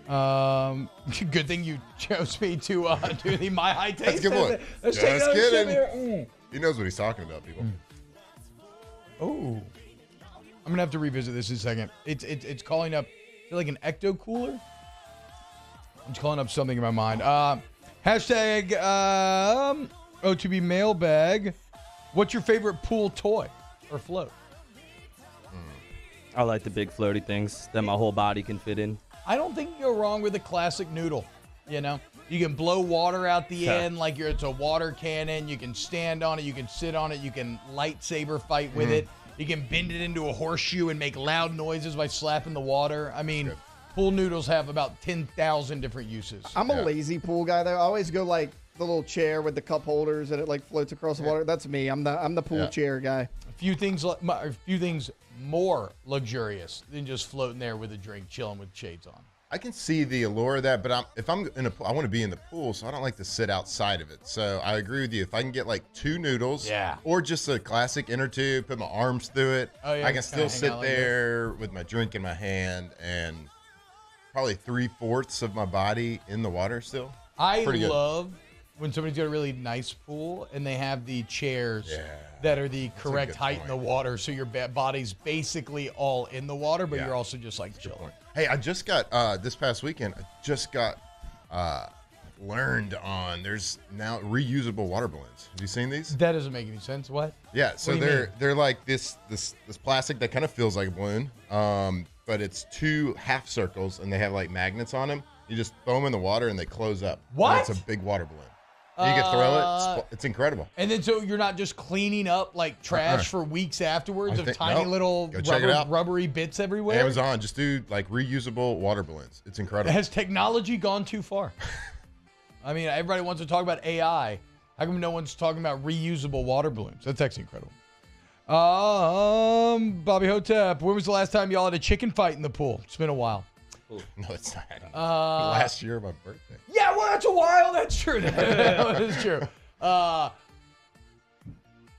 Top S tier flirting technique growing up. Yeah. A good chicken fight. I mean, am I right? Yes. Like junior high, beginning of high school, the girl that you have a crush on. If you're lucky enough to have her chicken fight on your shoulders, or maybe you'll do like a role reversal thing where you are the one chicken fighting on her shoulders, which unfortunately I've never been able to do. That's a it's a good feeling. It's a good feeling. Like she touched my leg situation. Yeah, 100%. 100%. Also, I haven't lost a lot of chicken fights in my day. I got a strong base, obviously. Now, if you're going against Really Will Arnold, all bets are off. But like, I'm a strong chicken fighter. There's your reusable water balloons, T-Bob. Look at those things, dude. So that's a magnet. Oh wow, it's actually genius. It really is. It takes a lot to impress me when it comes to pool toys. That did. Hashtag OG Mailbag. Best music for the pool. Melody wants to know. I mean, it's hard to pick just like one. It's just a super eclectic playlist. I don't know. I'm big on Dua Lipa right now in the pool. Really? Pretty good, yeah. Any Dua's got some jams. Oh yeah. Our beach/pool listening in my family was always Enya and Bob Marley. All right. So really, I'll accept like Steel Pulse, Maxi Priest. You can go any of the Marley kids. So basically, any reggae for me is my go-to. And then I do love Enya. Like, oh my God, I love it. It's hard to beat like a beach playlist that has like Marley and Jimmy, like just a big combination of just crazy stuff. I'll throw some Kenny Chesney in there. And That's I what won't I- even that's be what I was upset gonna with say. it. Why dude. not? I knew you would, dude. Yeah, I was going to say Kenny Chesney. Hell yeah. So toes are the same. I like Matchbox 20. I feel like they're good for that kind of environment. I've never thought about Rob Thomas on the beach. But, I mean, certainly the song with Santana could play. That's got a little bit of a beach type of vibe. I don't know, though. I will say, like on the beach or in the pool, like music hits harder. Yeah, it does. In my opinion. Yeah, so absolutely. like things that you don't think would go just are really good that day. Nobody wants a quiet pool, right? You need that noise to be filled with some sort of soundtrack in the back. Like some of my fondest memories are going to the neighborhood pool when I was younger, and just the local hits station playing, right? Yeah. For us, it was Star 94, your Pop 100. And to be fair, I guess a lot of that was Matchbox 20. Yes. Back in the day. Yeah. So never mind. I guess I've come around to you, Mario. I got one. Okay, yeah. From Twitter. Have y'all ever tasted y'all's significant other's breast milk? Asking for a friend. I saw this conversation taking place. Yes, I have. I've also tasted some of her friends' breast milk as well. What? And yeah, it's sweet. It's like cereal milk, kind of. You know, the weirdest part is the temperature because it's warm because it comes from a human body. You know, Okay. so it's not cold. I heard it's healthy too. No. Yeah, it's full Hold of on. energy. Let's unpack this. Yeah. Right. So, okay, I get the if your wife thing. Yeah. But the weirdest part's not the temperature. The weirdest part is you tasting. I'm not sucking other- straight from the teat here. I was get handed. that. I I was got it. handed I a. got it. I was handed a glass. I get it. Yeah. I didn't think that at any point. I was handed a glass, and I've never backed down from taking a shot. You know, they sweet. I So don't it was know like what to tell a. you. It was like a. You didn't like. It was like a shot glass of milk, and I just sip it. You know, just drink it. But did you ask for it? No, I did not ask for it. It was a drunken conversation that spun out of control. Okay. Right? All right. And you I can have see it. you have women who have had to spend 9 months not drinking, growing these children, and then they finally get to turn up a little bit. It turned up. For sure. Turn up and pour down. Candidly, I'm a little curious. After Josh Hart's antics in this conversation, I'm honestly a little curious. What does Josh Hart do? He's the one that posed the He's question. the one that, yeah. Oh. It's the conversation in sports radio today. Stephen A's talking about it on his show. Yeah. Oh, wow. I have to hear Stephen A's take on this. I'm kind of curious too, honestly. Bro, Stephen A. loves breast milk. Trust me. Trust me. You can He does. He's got that. You face. can He's see it got on from a mile away. He gets a little freaky with it. I've never thought about it, but now that you pose it, I can see it now. I can't unsee Stephen A. Have you ever tried it? Well, have you ever seen Stephen A on his podcast when he gets like horny or when he talks about women? Yeah, he's got some dog in him, dude. Yeah, man. That's a smooth. Not all the Some time. weird stuff. That's Some a of the time. smooth man. He uses that voice to perfection, I'm sure, when he brings girls back to the crib. So, Flynn, have you had breast milk or have you not had that? I was curious as to what it just tasted. Yeah, I mean it's weird. Yeah, but I mean, did you remember tasting sweet? I just remember. I just remember thinking it tastes like cereal milk, which was very interesting. I get why little man likes it so much. Hashtag OTB mailbag: rooftop pools or ground pools? I mean, I've never been on a rooftop pool. That sounds awesome. Do you mean above ground or ground? Because you have there's rooftop pools. Ground, definitely. Yeah, but like at a hotel or something. I think there's one at LaBerge. Oh, you're right. I've never been. Me neither. No, I have been, but I hadn't been in the pool. I went to a party there for the 10-year reunion, 17. Oh, yeah. National championship. I guess I technically was there as well. Yes, you were. Same thing. Though, Not not getting technically. the pool. You were just there, literally. I think I ended up offering some medicinal marijuana to a police officer. Okay, so who was there with a former teammate, which was a an interesting conversation to have. It's medical. It was. Yeah. But I still, legality. Still get those headaches? Weird. Still get them? Bro, I got, 2 labrum surgeries, ACL surgery, fibula surgery. True. Anxiety. Real, for real. I do have like crazy panic attacks. So yeah, man, it helps. I get it. Hashtag OTB mailbag. Which cereal? Just like a general sweet cereal milk. It'd be so good if it tastes like Cinnamon Toast Crunch though. Oh, it'd be incredible. What's wrong with you? Is that weird to say? You wish your wife's breast milk tastes like Cinnamon Toast Crunch? Yeah, I mean, yes, why that is wouldn't weird be great? to say. Why wouldn't that be great? But the question was that weird to say? I'm yes. just saying, okay. But would you drink it if it did? Could have like the little flavor packets to put in your breast milk. My wife's gonna be very mad at me because I make these jokes all the time and she hates them. It's not, I'm not allowed. No, don't try to play this off as a joke. Well, no, I've tried it all. No, that's the thing. I'm more into it all than she is. She's kind of freaked out. For her, it's I don't know, whatever. My point is, I kind of like it, and whatever. I'm just denied it, unfortunately. I guess I'm saying I would drink more breast milk if I could. Sure. But I'm not afforded the opportunity, unfortunately. I know. Look, man. I think you can get some on Amazon. This is my cross to bear. No, I go to Craigslist for my breast milk. It's, nice and easy, just local meetups. Just like meet me at the Starbucks by the home, do a little paper bag pass, good to go. Meetups. Drink up at the meetup. By the way, I think I like meat? this flavor better, this second one. What is this? God, I can't place it. There's something that freaking tastes like, but that is delicious. Which one was that? Mystic Mountain Berry? It was lemon. Okay. I really enjoyed that. All right. When we juice get you up back, with more caffeine. You need some energy today. more flobbering. I love it, dude. Keep feeding me. More flobbering next. Off the bench with Hester and T-Bob. Go to allstartoyotabatonrouge.com, allstartoyotaofbatonrouge.com. I'm feeling good, dude. Feeling hyped up because I'm talking about All-Star Toyota, and I love All-Star Toyota, and you will too, okay? Like any business, it starts with the people that make up the business, right? And whether it's Miss Lisa Sessions in the rental department, a guy Tommy Wagisback in the service department, Aaron Piku, the sales management, it is top-notch, top to bottom, okay? And so you're going to go in there. Maybe you're feeling overwhelmed. Maybe you really don't know what you want. Maybe you have a number and this is what you can afford. Maybe you got a nice little break and you want something big. The point is they can custom order you whatever you want. That's how I ended up with that incredible Murdered Out Mini. in 2020 CNN that I love so much. So join me in my satisfaction. And, well, you're going to thank me later. Remember, if you're a recent graduate, got great deals for you. You can check out allstartoyotabatonrouge.com. Military members, always for you as well. All-Star Toyota Baton Rouge. Our listeners fire off their opinions on the jimsfirearms.net hotline at 499-1045. Keep listening for your next chance to shoot us your thoughts with the jimsfirearms.net hotline on 1045 ESPN Baton Rouge. Hey, it's Matt Musso. Join me Monday through Friday for your daily update on LSU baseball with Musso at the Box, presented by New Orleans Flooring. Wherever you get your podcast, Apple, Spotify, Google, and check out New Orleans Flooring. 2 locations, Metairie and Prairieville, or NOLAFlooring.com.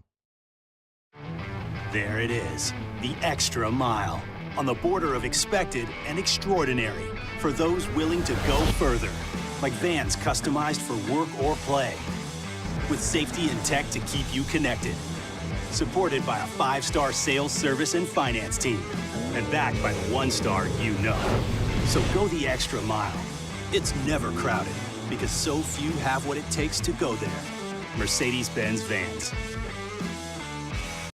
Hello, Samantha, dear, I hope you're feeling fine. And it won't be long until I'm with you all the time. But until then, I spend my money up right down on my last dime. Come on, live Baton Rouge.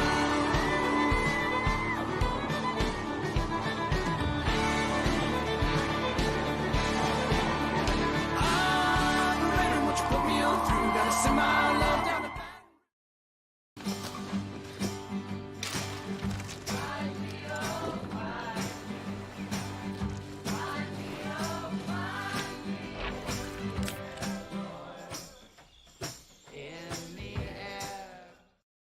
When is a taco more than just a taco? When it's Government Taco. Voted best tacos 3 years in a row by 225 Magazine, Government Taco puts the most delicious spin on tacos the capital area has ever seen. With creative combinations like the Magna Carrot, the Filibuster, or the Steak of the Union. Plus perfect tortilla chips paired with the best salsa and queso you've ever had. And happy hour every day from 3 to 6 p.m. and all day on Thursday. Government Taco, 5621 Government Street. Gulf Coast Office Products is a nationally recognized Savin office equipment dealer based right here in Louisiana. Over 100 employees strong, Gulf Coast has the boots on the ground to support all vertical markets, from education, engineering, legal, and finance. With the latest in office technology, from desktop to production segment units, Gulf Coast and Savin have the perfect fit for you. Call 225-756-2644. That's 756-2644 for Gulf Coast Office Products. I've been doing business with Luba for 25 years. They're dependable, trustworthy. It's just the attention to detail with our clients. Our folks have years and years of experience. They're highly trained professionals, but many companies have that asset. What I'd like to think makes Luba a bit different is that we use those talents in a way that truly Charles Hannegriff and Jimmy Ott for a Wednesday edition of Live at Lunch. They'll be live from the original Walk-Ons on Burbank. So join us 11 to 1 p.m. 1045 ESPN Baton Rouge.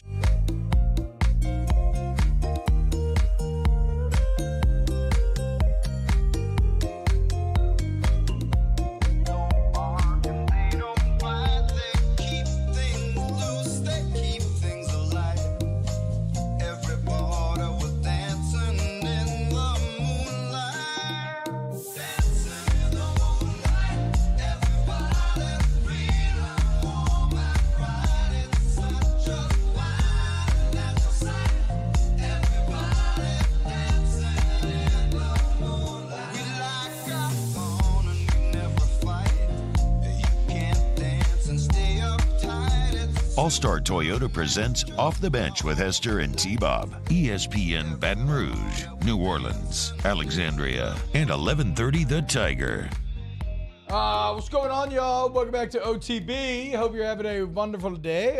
We got another My High to try here. Open the mouth. Let it sit on the palate for a minute there. This is actually my favorite flavor. This is a berry. That Berry is blast. I think that's the wild berry. Wild berry? So like I would say like a purple Skittles This is version. This is still very tasty and sweet, maybe a little more subtle than the other two. But actually, so far, I think I've liked each subsequent one more. So the first was good, but that would be at the bottom. And then the next one, and then this one is now my top one. Just make good stuff over there, man. Just good stuff. I agree. Can you announce when this is going to be out on market? Do we know? Probably. It'll probably be August-ish. Okay. Damn. Okay. Well, that'll get me juiced up during football season then. Well, so I got to pick the flavor, and then after that, I get the packaging in.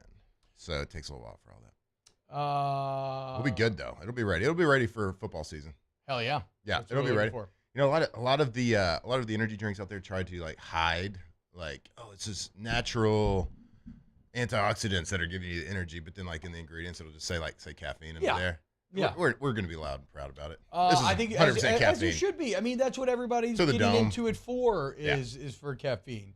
If you're one of the people being sucked in by that other labeling, well, then you're just being intellectually dishonest with yourself. I think you're really getting a boost of energy from some like drink with B12 in it and weird stuff. Well, that was the entire 5-hour energy thing, right? Now it used to they weren't like, they didn't hide their caffeine under a bushel, but they pushed the B vitamins, right? That was they were all like, yeah, it's not the ginseng or the caffeine. Where do we stand on ginseng? Is that still cool? People into ginseng? I'm not cool with it. Is it not cool? Okay, I don't know. I don't know. I haven't used it in forever. Then there's this other ingredient people put in energy drinks that all it does is to make your like face feel a little tingly and numb, so it makes people think that they're getting a lot of energy. Guarana? Yeah, I think that's it. Oh, wow.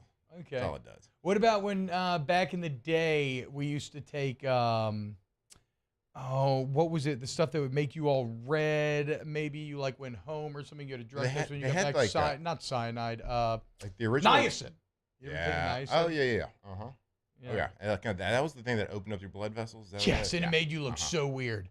It made your eyes turn so red and start to bulge, and your skin would get all puffy and red and crazy like. But we had this nutritionist that would make a hangover cure, and it was like a little bit of caffeine, electrolytes, and I think niacin because it opened up your blood vessels. Yeah. And the caffeine just went. Whoosh.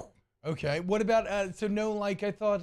Okay, that makes sense. I don't know if it worked or not, but that was the theory.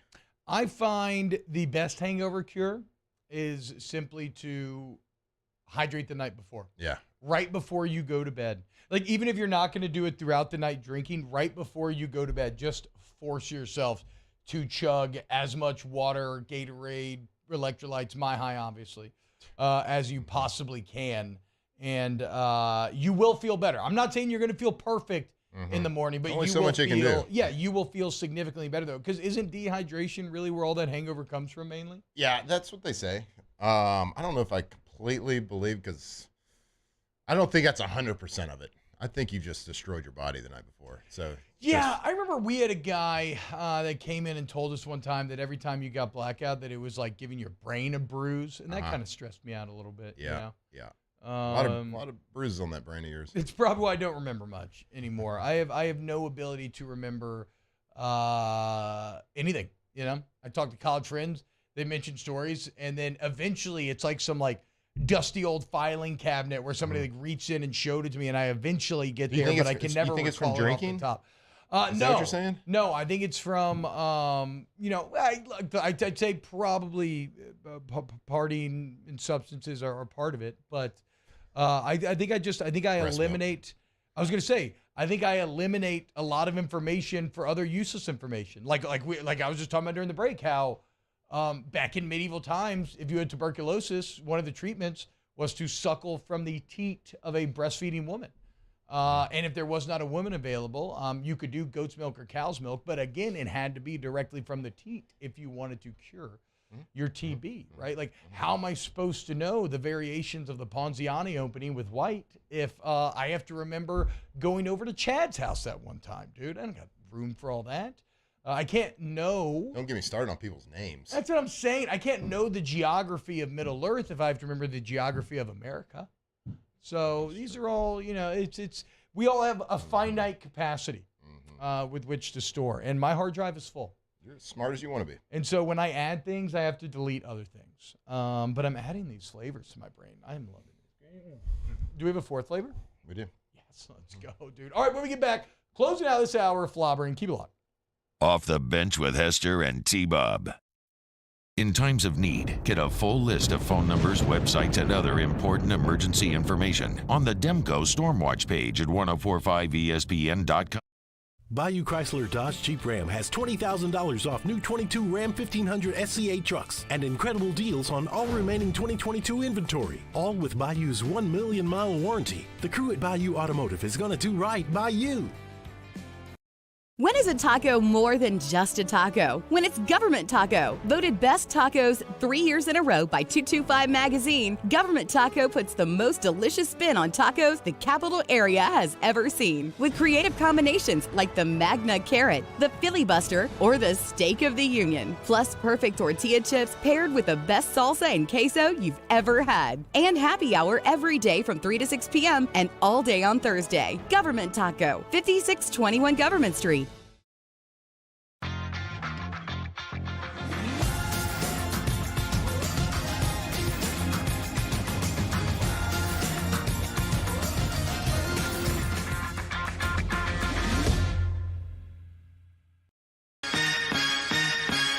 Turn my music high, high, high, high, yeah. You don't know what you're doing. Sure I do. I'm from the streets where the hood can swallow on me. Bullets will follow on me. There's so much that you can run the slalom. The cops comb this top to bottom. They say that we are prone to violence, but it's home sweet home. With personalities clashing, chrome meets chrome. Prices up and down like this Wall Street.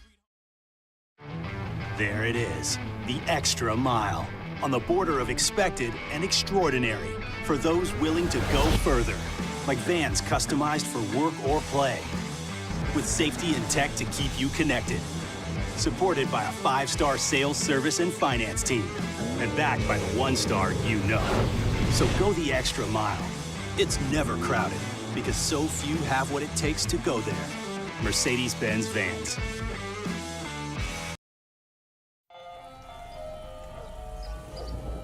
Hey there, little buddy. What's the matter? What's the matter? My windows, siding, and my door. That's what's the matter. Relief Windows can fix all that. I got you. Pop, pop. What's up? Oh my gosh, look! Curb appeal. That's a good-looking neighborhood. ReliefWindows.com. Hey, what's up, y'all? It's that time again. It's heating up. Your boat's getting ready to come out and spend all summer on the water. It's time to take your boat to the next level with front-to-back boat service, where if you want an incredible custom speaker install, it's going to blow people away in the water, that's there for you. You want an HD sonar where you can see the fish under the water before you cast, beat all your friends, that's there for you at front-to-back boat service. So don't put it off. We got the parts in right now. Get them now before they go back on back order. Front-to-back boat service. Gulf Coast Office Products is a nationally recognized Savin office equipment dealer based right here in Louisiana. Over 100 employees strong, Gulf Coast has the boots on the ground to support all vertical markets, from education, engineering, legal, and finance. With the latest in office technology, from desktop to production segment units, Gulf Coast and Savin have the perfect fit for you. Call 225-756-2644. That's 756-2644 for Gulf Coast Office Products. I've been doing business with Luba for 25 years. They're dependable, trustworthy. It's just the attention to detail with our clients. Our folks have years and years of experience. They're highly trained professionals. But many companies have that asset. What I'd like to think makes Luba a bit different is that we use those talents in a way that truly is dedicated to serving.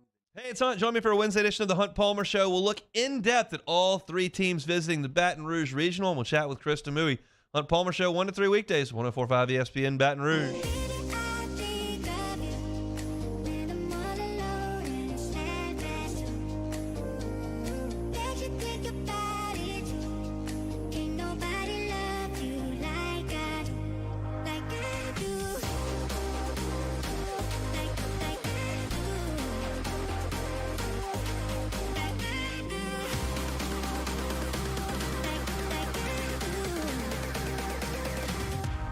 Like I do.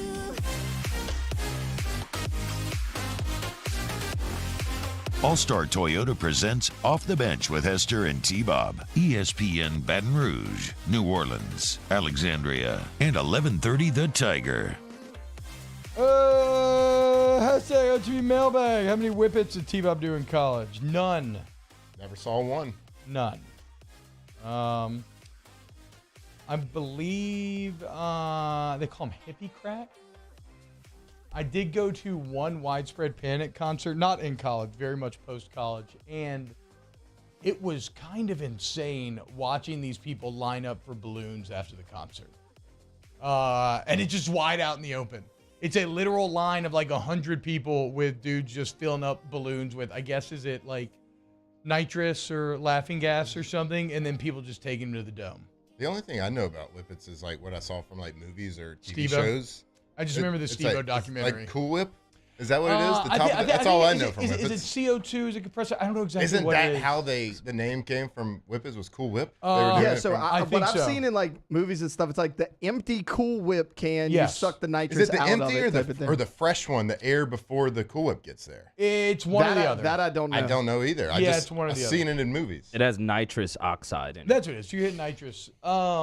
Sounds like that will definitely kill a few brain cells for sure. Well, the point is, when in Rome, you know, sometimes you do as the Romans do, and I came out on the other side. Just not for me. You know, it's a weird, quick thing, but like, I don't know. I just no, not a good idea. You can just take like 10 deep breaths and you kind of get Yeah. lightheaded. if you Well, wanna I do know that. I like to huff gasoline instead. Sure. Yeah. It's really. Sure. It's like I had a coach who was addicted to sniffing markers. The entire time during the meetings, just taking expos to the dome. Just As he was sitting his cup of coffee on his belly. Yeah, popping the top off. And I'm not exaggerating, like that aggressively, just What's up with throughout football? the meeting. Football. What? Was he a no-line You know coach? what's up with football? Having to sit through 18 million hours of meetings every day. And if you're a coach, it's multiple orders of magnitude worse. Fair. I mean, all you do is sit in meetings and watch film all day. We had a coach in Green Bay who would carry a huge pocket full of the smelling salts, and he'd just have handfuls of them. That's what I'm saying. All game. I was That like, whoa, that's intense. At a certain point, just start doing cocaine. I mean, you're kind of No, only like kids, one thing don't do removed drugs. at, Do not at do that drugs. Do not sniff gasoline. No. Don't do whip. Like, T-Bob doesn't know what he's saying. No. sometimes. His brain cells- Time out.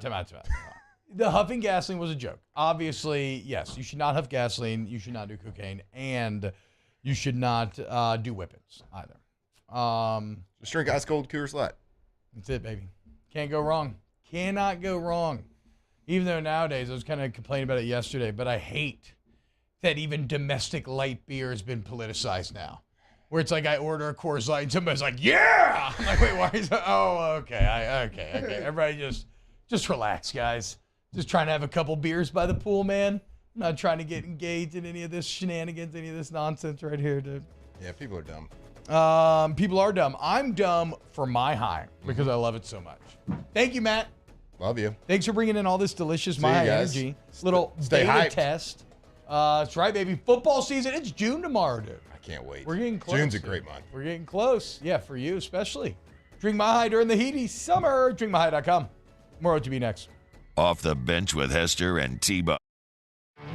There it is, the extra mile, on the border of expected and extraordinary, for those willing to go further, like vans customized for work or play, with safety and tech to keep you connected, supported by a 5-star sales, service, and finance team, and backed by the 1-star you know.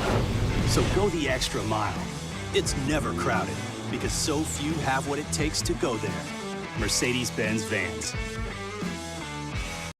When is a taco more than just a taco? When it's Government Taco. Voted best tacos 3 years in a row by 225 Magazine, Government Taco puts the most delicious spin on tacos the capital area has ever seen. With creative combinations like the Magna Carrot, the Filibuster, or the Steak of the Union. Plus perfect tortilla chips paired with the best salsa and queso you've ever had. And happy hour every day from 3 to 6 p.m. and all day on Thursday. Government Taco, 5621 Government Street.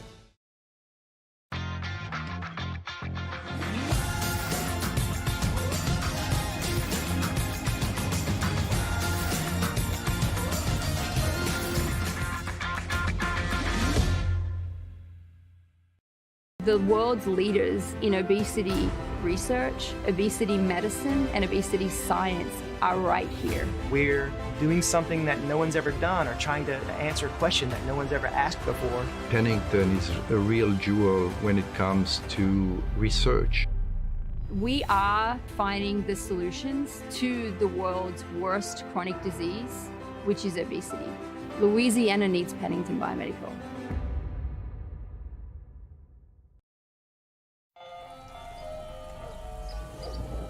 Hey there, little buddy. What's the matter?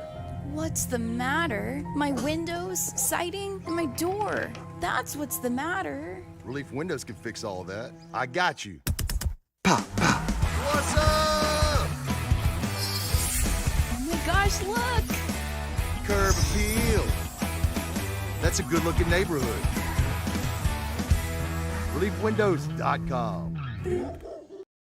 Hey, what's up, y'all? It's that time again. It's heating up. Your boat's getting ready to come out and spend all summer on the water. It's time to take your boat to the next level with front-to-back boat service, where if you want an incredible custom speaker install, it's going to blow people away in the water, that's there for you. You want an HD sonar where you can see the fish under the water before you cast, beat all your friends, that's there for you at front-to-back boat service. So don't put it off. We got the parts in right now. Get them now before they go back on back order. Front-to-back boat service.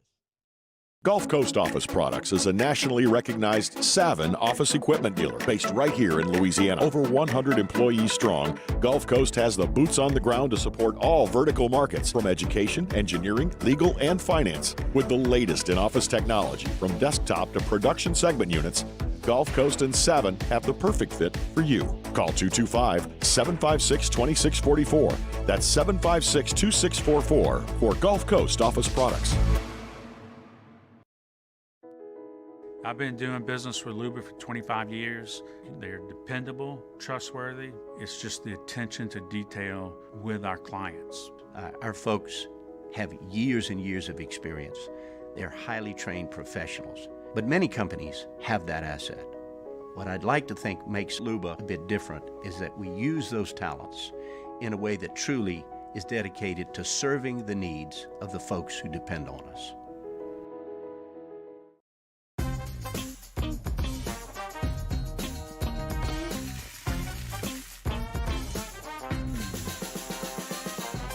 The best kept secret in town is out. Discover Tallulah at the Renaissance Hotel on Bluebonnet.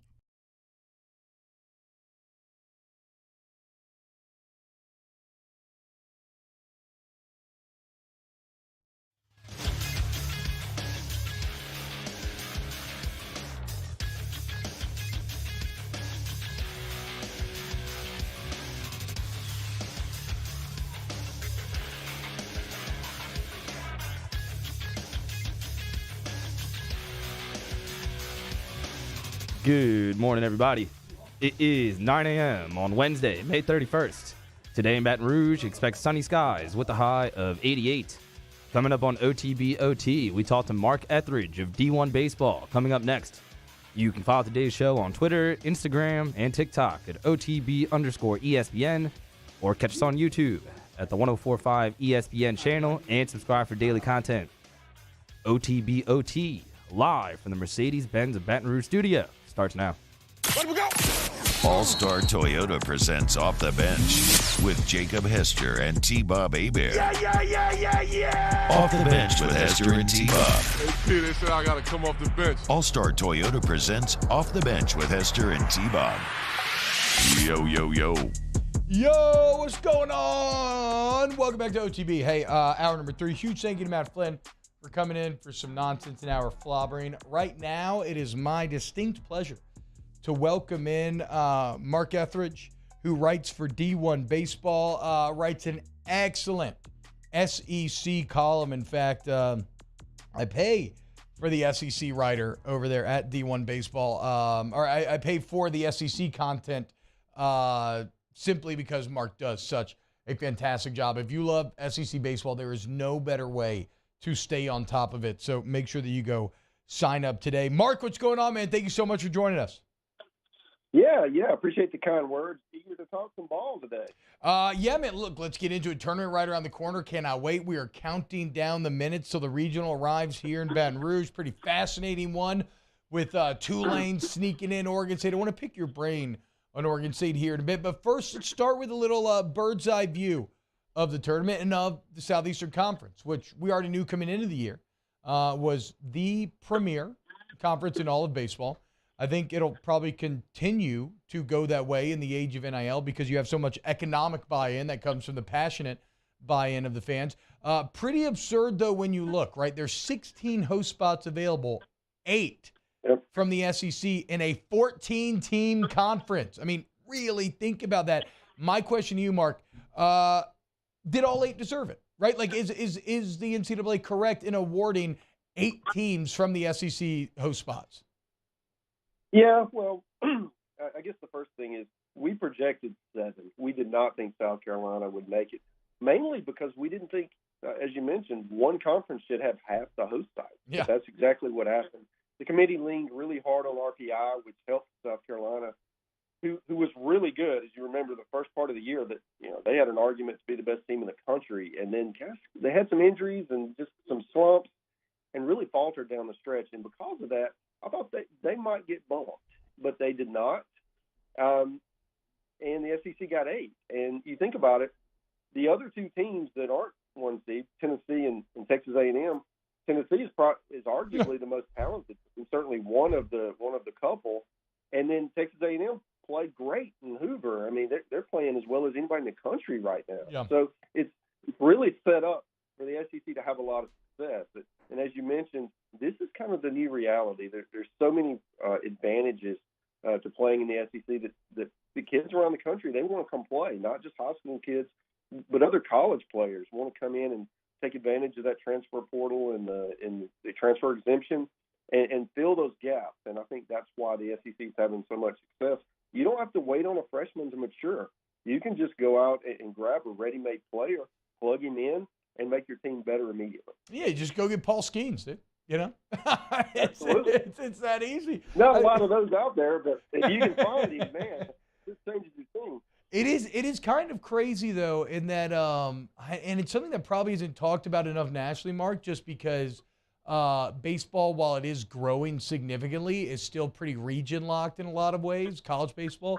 Yeah. But, it's a sport that because of the unique nature of Title IX, and I think it's 11.7 scholarships per team, you already have kids who are not on full scholarship. Okay, well, all of a sudden now you can make money.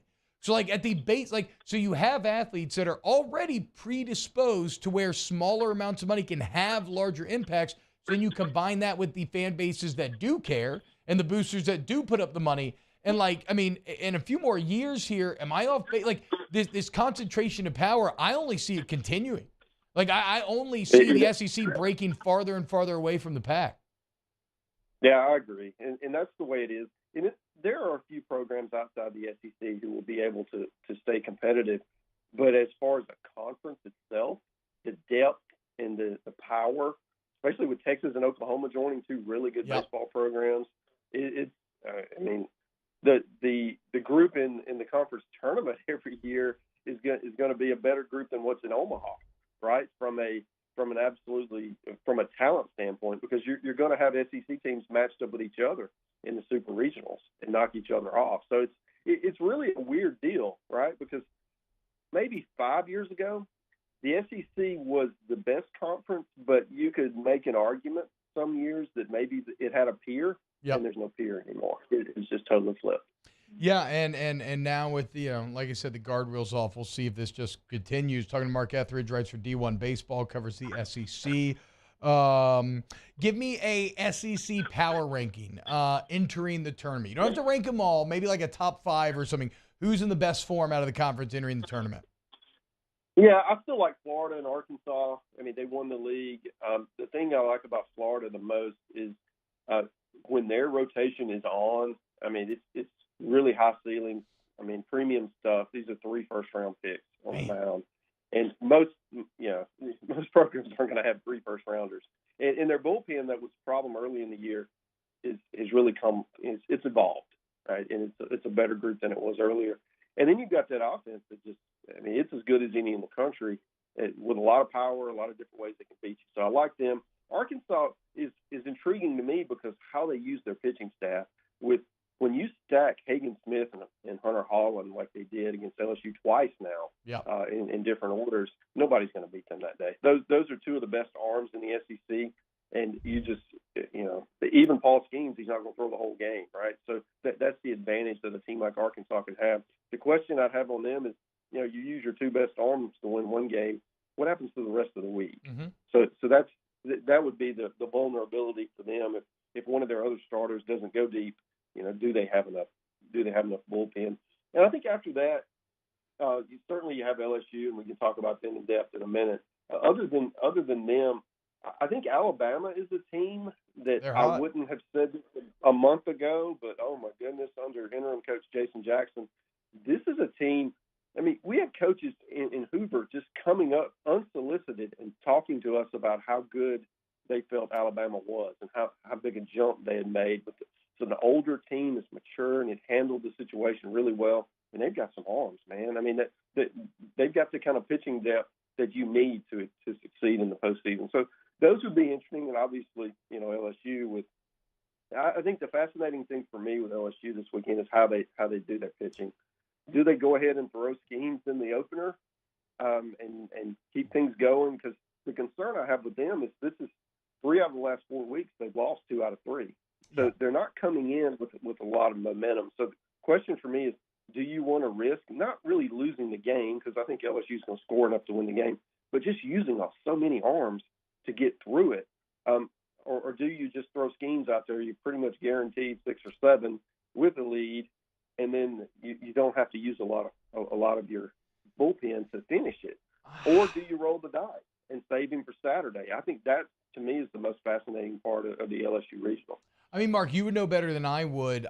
I think probably the strategy that I like the most, and it's something that Ronnie Rance talked about yesterday, but I like the idea of maybe starting Ty Floyd on Friday, right? Yeah. Who's still been very consistent as of late. It just tends to go awry after Floyd. But start Floyd. Mm-hmm. This is a 19-42 lane team that, while they had a hell of a run, you should be able to take care of business. And then save Skeens for that Saturday, and then you're in the catbird seat, right? And maybe you even have Floyd available at the end if you did get pushed into a final game type of situation. What is, though, give me a bit of because we're so close to it all, right? We'd be taken off the case if this was a murder investigation. Give us the kind of the national view of LSU, a team that was ranked number 1 pretty much the entire year, but it kind of felt like people weren't 100% sure about them being number 1, and then like you said, the bullpen problem just continued to exacerbate as the year went on. Yeah, I think the view of LSU is just a phenomenally talented lineup. They don't give you any margin for error. If you make a mistake, they're going to hurt you. So offensively, they're scary, and they can beat you not just with power, but they can beat you in a lot of different ways. I think obviously Skeens is really good, and Floyd has been good at times as well, especially later in the year. Yeah. And then Thatcher Hurd has stepped up. Yeah. And I think that's the key for me. I mean, he had that great outing in Georgia where he was bad and then good. Yeah. And he really saved that game. And because of that, he's taken, I guess, the confidence that he gained by, hey, Jay Johnson and Wes Johnson, they stuck with him when he had those issues. And I think that served as a kind of a reinforcement. Hey, we believe in you, man. And he's, as a result, I mean, he's a key, man. He's a swing player as you head into the stretch. The concern is just consistency out of the bullpen. I mean, you've seen it all year. One day a pitcher is very effective, and the next day maybe he doesn't get an out. Yeah. And I think that's going to be the key going forward, just trying to get that consistency. They don't have to be great in the bullpen. They just need to be good because the offense is going to score so much. So it's just trying to get to that core confidence. If you can get to that level, I think LSU's got a shot to win it all. So, Mark, I know you write SEC, but you keep up with baseball as a whole. I haven't done a deep dive on Oregon State yet. Can you give us any intel on the Beavs? I mean, I know their history, right? An incredible program. Casey over there. LSU's had their run-ins back in 2017. They went to Corvallis, won, ended up going to the finals against Florida that year. They ended up going to Corvallis again and losing later. What can you tell us about the Beavers this season? Yeah, they had been playing really well down the stretch, and they had an injury to their best pitcher, and then they went into the Pac-12 tournament. I think they gave up 27 runs in 2 games. Okay, so and I went 0-2. So that's going to be the thing. If you don't pitch well against LSU, hot conditions, the ball's going to jump. That's not a good recipe. So I actually like LSU's matchup with Oregon State pretty well. I mean, I kind of think Sam Houston might have a shot. If Oregon State doesn't pitch any better, Houston's going to beat them in the opener. So that's going to be the question. Can Oregon State find some things on the mound? They had some time off. When you go 0-2 in a tournament, you kind of reset everything.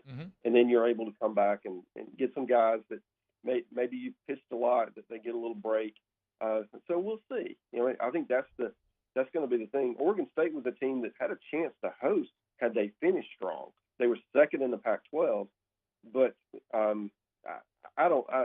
really struggle to find a path for them to just outslug LSU. They're going to have to pitch well to beat them, and I just don't like their chances. Well, and it's interesting you mentioned conference tournaments, right? Because 2 years ago, you have Mississippi State getting run rule twice. They win the Natty. Last year, Ole Miss doesn't win a game. They win the Natty. So one of the debates has been raging around here, especially after LSU lost in the way they did, is like, how much does this actually matter? And so as someone who covers this conference as a whole, well, what does it mean? Like, what does the conference tournament mean to you?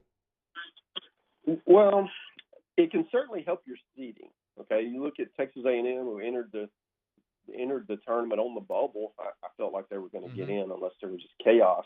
But they played their way. I mean, they're closer to a 1 than a 3 seed right now. They played really well, gained a lot of confidence, got some guys going on the mound. And I think for clubs in the SEC who are not on the bubble or who can improve their seeding, just finding answers, right? If you have a lineup issue that you want to try some different guys or roles on your pitching staff, try a guy as a starter who really hasn't had a lot of opportunities. That's the perfect chance to do that because it's kind of a safe space. If you lose the game, it's not the end of the world. You're probably not hurting your postseason standing. And I think that's the key. The other part of that is we've seen it. A lot of times teams that have to dig deep and use a lot of pitchers to play 4 or 5 games in the conference tournament, they're just kind of spent at the end. And so there can be some advantages to taking your, maybe you go in, you win 1 like LSU did, so you don't get 2 in a barbecue, and then you're able to move on, reset, and then put all that preparation time towards getting better for the games that really do matter. I mean, it's funny that you talk about finding answers because there's a bunch of drama over here when Jay Johnson went to Sam Dutton when he did. But in my mind, I keep being told I'm wrong by this, by like way smarter baseball minds than me. So maybe I am. I still felt like that was Jay Johnson doing exactly that, right? Let's see. It is a high leverage spot, but it's also like not like do or die, right? Because ultimately, at LSU this year, Mark, do you agree with this? I feel like it's if you make Omaha, no matter what happens there, it was a successful season. If you do not make Omaha, then it was a failure. Failure is a tough word, but I will go back to one of the first conversations we had once we saw the LSU lineup, right, or the roster, what was assembled. Is LSU? Would you take LSU to win the title, or would you take the field? Yeah. Okay. That's what a heavy favorite they were based on personnel, and we all know that the best team rarely wins it in baseball. You looked at the last 3 years, the best team hasn't even made it to Omaha, which doesn't bode well for Forest this year. So I do think that there's the chemistry part of it. There's confidence. There's playing your best ball at the right time, and to do that, you do need to take some chances and use some guys and try to find out what you got because they're going to need Sam Dutton at some point in the postseason. So I like the idea of doing that in a conference tournament. You don't want to be throwing a guy out there in a new situation, in an elimination game. So I'm with you there. I like that move. Mark Etheridge writes for D1Baseball.com, covers the SEC. Again, those SEC weekend wrap-ups are spectacular. They're so full of good information. It helps you stay up to date with everything that's going on in the premier college baseball conference. And then obviously D1 Baseball, nobody does it like they do, talking about the sport as a whole. Mark, thank you so much for taking out some time with us this morning. Yeah, I enjoyed it. Hey, how are you going to be taking in the tournament this weekend? Yeah, I've got some family stuff this weekend, so I'm going to be doing the command center. So I'll be here trying to take in everything and keeping everybody up to date as the games happen. How many screens does that look like? Are you one of those guys that has laptop, iPad, TV, everything rolling? Yeah, I've got the Apple TV deal that does the multi-view. So nice. I've got the split into the quads, and then I've got laptops going and Twitter going and everything else. It's like it's OCD overload. Hell yeah, man. Christmas is here for college baseball. Yeah. Fans. This is where it all goes down, dude. All right, Mark, thank you so much, man. You have a great week. All right, see you. Bye. Mark Etheridge, again, go sign up. You can follow him on Twitter at Mark Etheridge, an excellent follow. Also follow SEC Baseball while you're there as well, which I actually don't know if that is, Mark. I don't think that is, but I love that. That's a really good follow. Also, if you like the SEC. All right, when we get back, we got a little Pelicans restructure. No, it doesn't mean anything. We'll get to it next here on OTB. OTB, OT. Our listeners fire off their opinions on the jimsfirearms.net hotline at 499-1045. Keep listening for your next chance to shoot us your thoughts with the jimsfirearms.net hotline on 1045 ESPN Baton Rouge. Hey, what's up, y'all? It's that time again. It's heating up. Your boat's getting ready to come out and spend all summer on the water. It's time to take your boat to the next level with front-to-back boat service, where if you want an incredible custom speaker install, it's going to blow people away in the water, that's there for you. You want an HD sonar where you can see the fish under the water before you cast, beat all your friends, that's there for you at front-to-back boat service. So don't put it off. We got the parts in right now. Get them now before they go back on back order. Front-to-back boat service.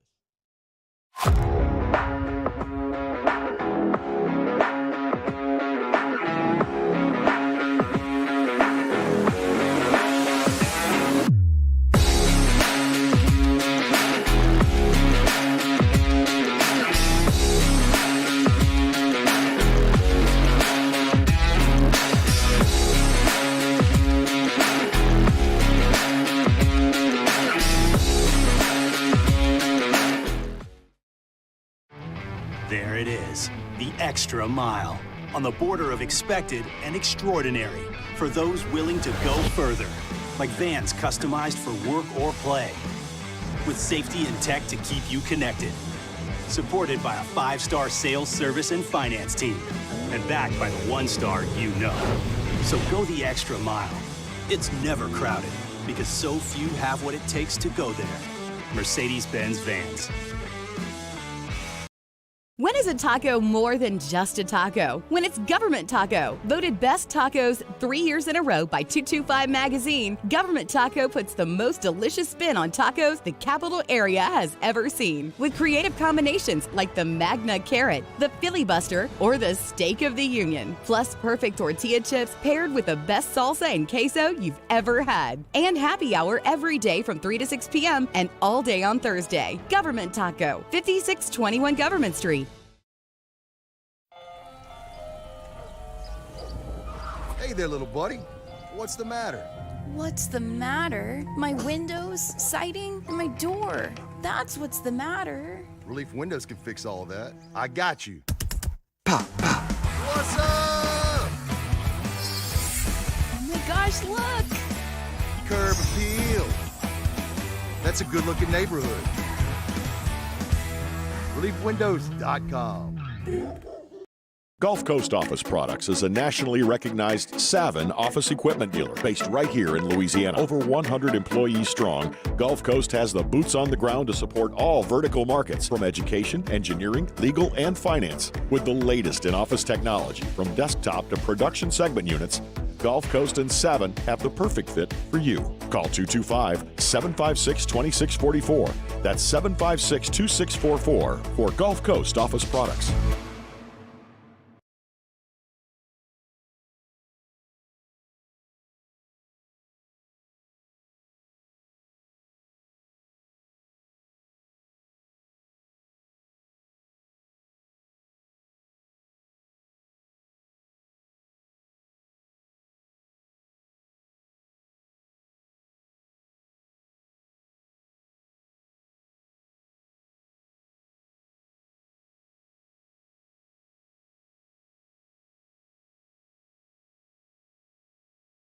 You.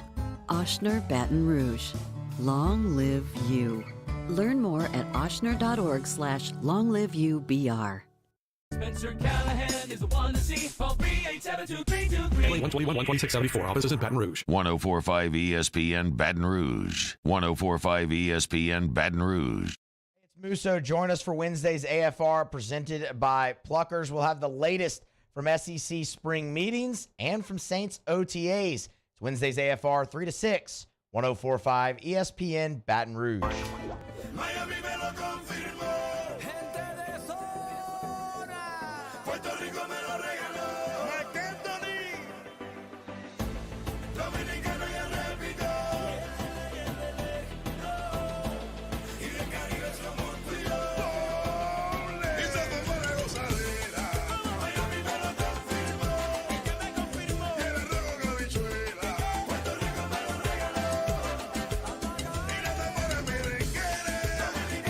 OTB OT with Hester and T-Bob on 104.5 ESPN Baton Rouge and 94.7 ESPN Alexandria. Little reggaeton. This last hour as Mario is about 4 hours away from heading to South Beach. Mio Amiyami. Close enough. Yeah. Mo siento. Does that mean I feel? Yes. I'm practicing my Spanish for my children. Nice. Me siento infeliz. Does that mean I'm unhappy? Yes. Me siento feliz means happy. Yeah, I said infeliz. So. Yeah, that's not a word. Yeah, it is. Wait, it was in my book. Infeliz. INFELIZ. I'm going unhappy. I'm with you. Look it up. I know nothing about Spanish, but it's got to be, right? If there's happy and unhappy, there's feliz and infeliz. Yeah, it looks like you're right. That's just a term we don't use. Bam! T-Bob's so cultured. Stupid book, though. Why isn't it giving me, like, actual colloquial, like, I need stuff that's actually used here? There are lots of different types of Spanish, dude. The Spanish spoken in Mexico is not the same as the Spanish spoken in Spain. 100%. So, like, a lot of terms that, like, I use that other people don't use. That's true. It's like getting a Cajun person and a Parisian French person to talk to one another. Yes. The Parisian person feels like they're speaking a medieval dialect. What are you from, the 1600s? Hey, so the Pelicans, I don't know if this means anything. The Pelicans come out yesterday and say they are restructuring the player care and performance team. Of course, when David Griffin took over a few years ago, one of the big hullabaloos was that he was bringing Aaron Nelson over from the Phoenix Suns. Aaron Nelson was somebody who won, I believe, like Trainer of the Year back in 2009. The Suns had a lot of success staying healthy and whatnot. And the Pelicans at the time, well, they had a feeling a bit of being cursed, could not stay healthy. And it was the hope was that Aaron Nelson would solve those problems. Obviously, nothing has gone according to plan. As not only guys have continued to get hurt, which is one thing. Like, and again, this is all weird, and it's been weird forever. It's when we used to go after the Saints medical staff as well. We're not doctors. So we are really approaching this from a place of ignorance, which makes it very tough to be educated or you know, like I'm probably saying things where if you're a doctor, you're like rolling your eyes, right? What I feel like I'm maybe safest saying, though, is I don't care if people get injured. That happens. It is what it is. Are there ways that you can mitigate? Are there ways that you can try to engage in preventative activities? Yes, but they are not a 100% guarantee of success. The part that I do think, though, is pretty open to criticism, even from the layman, is not people getting hurt, but how long it's taking people to get back, right? Why are routine injuries stretching into 2 to even 3 times the general recovery time that we're used to? Why is Zion Williamson, every time he tries to come back from an injury, having setbacks, getting re-injured? Like, that is stuff that should be preventable. And so you see this headline, and my immediate question becomes, is this sacrificial or is this real? Are they doing this because the results have been such that there is just a demand for blood, that you need to satiate the masses? Or is there like a legitimate hierarchical change that is going to take place that could potentially pay positive dividends? And you know what? It could be both, right? It could be a situation where you have to make the change anyway, and you're hoping that it'll pay dividends, but you don't actually know if it will or not, and you just have to kind of restructure. What do you think, Mar? When you hear this, what does this do for you emotionally? Yeah, I mean, I think you broke it down pretty good. Like, it's tough to get into the specifics. We don't know exactly what's going on, on the training table and in terms of what the doctors are doing specifically, but it feels like something had to change. Zion, who, this is what it's going to be about when we're having this conversation, was not on the same page with these people. Really not just this season, but the last 4 years. You can argue he had beef with these people. So hopefully it's conducive to him playing more. Well, we'll see if Nelson's even still with the team. The article is kind of unclear whether or not he's still going to be leading this whole thing. But it's good that something is changing, in my opinion. And there's one quote. So Christian Clark of The Advocate had this. I'd recommend go reading if it sounds interesting. But there's one quote that did actually jump off the page to me. And that if you read through the classic David Griffin word salad, which I don't mean that negatively. I love the David Griffin word salad. David Griffin, where's the Griffin presser account been? Oh, yeah. Lately, I feel like I haven't seen it in forever. No, it used to be one of my favorite Twitter accounts. It got deactivated. The guy revealed himself. It was Michael McNamara, I think, and then he just kind of retired it. Oh, it was McNamara the entire time? It was McNamara the whole time. A lot of people were upset about that. Hell yeah, dude. But whatever. The point is, I like Dave Griffin word salads generally, but you do have to peel back the layers to get to the actual meat, right? And here's the quote.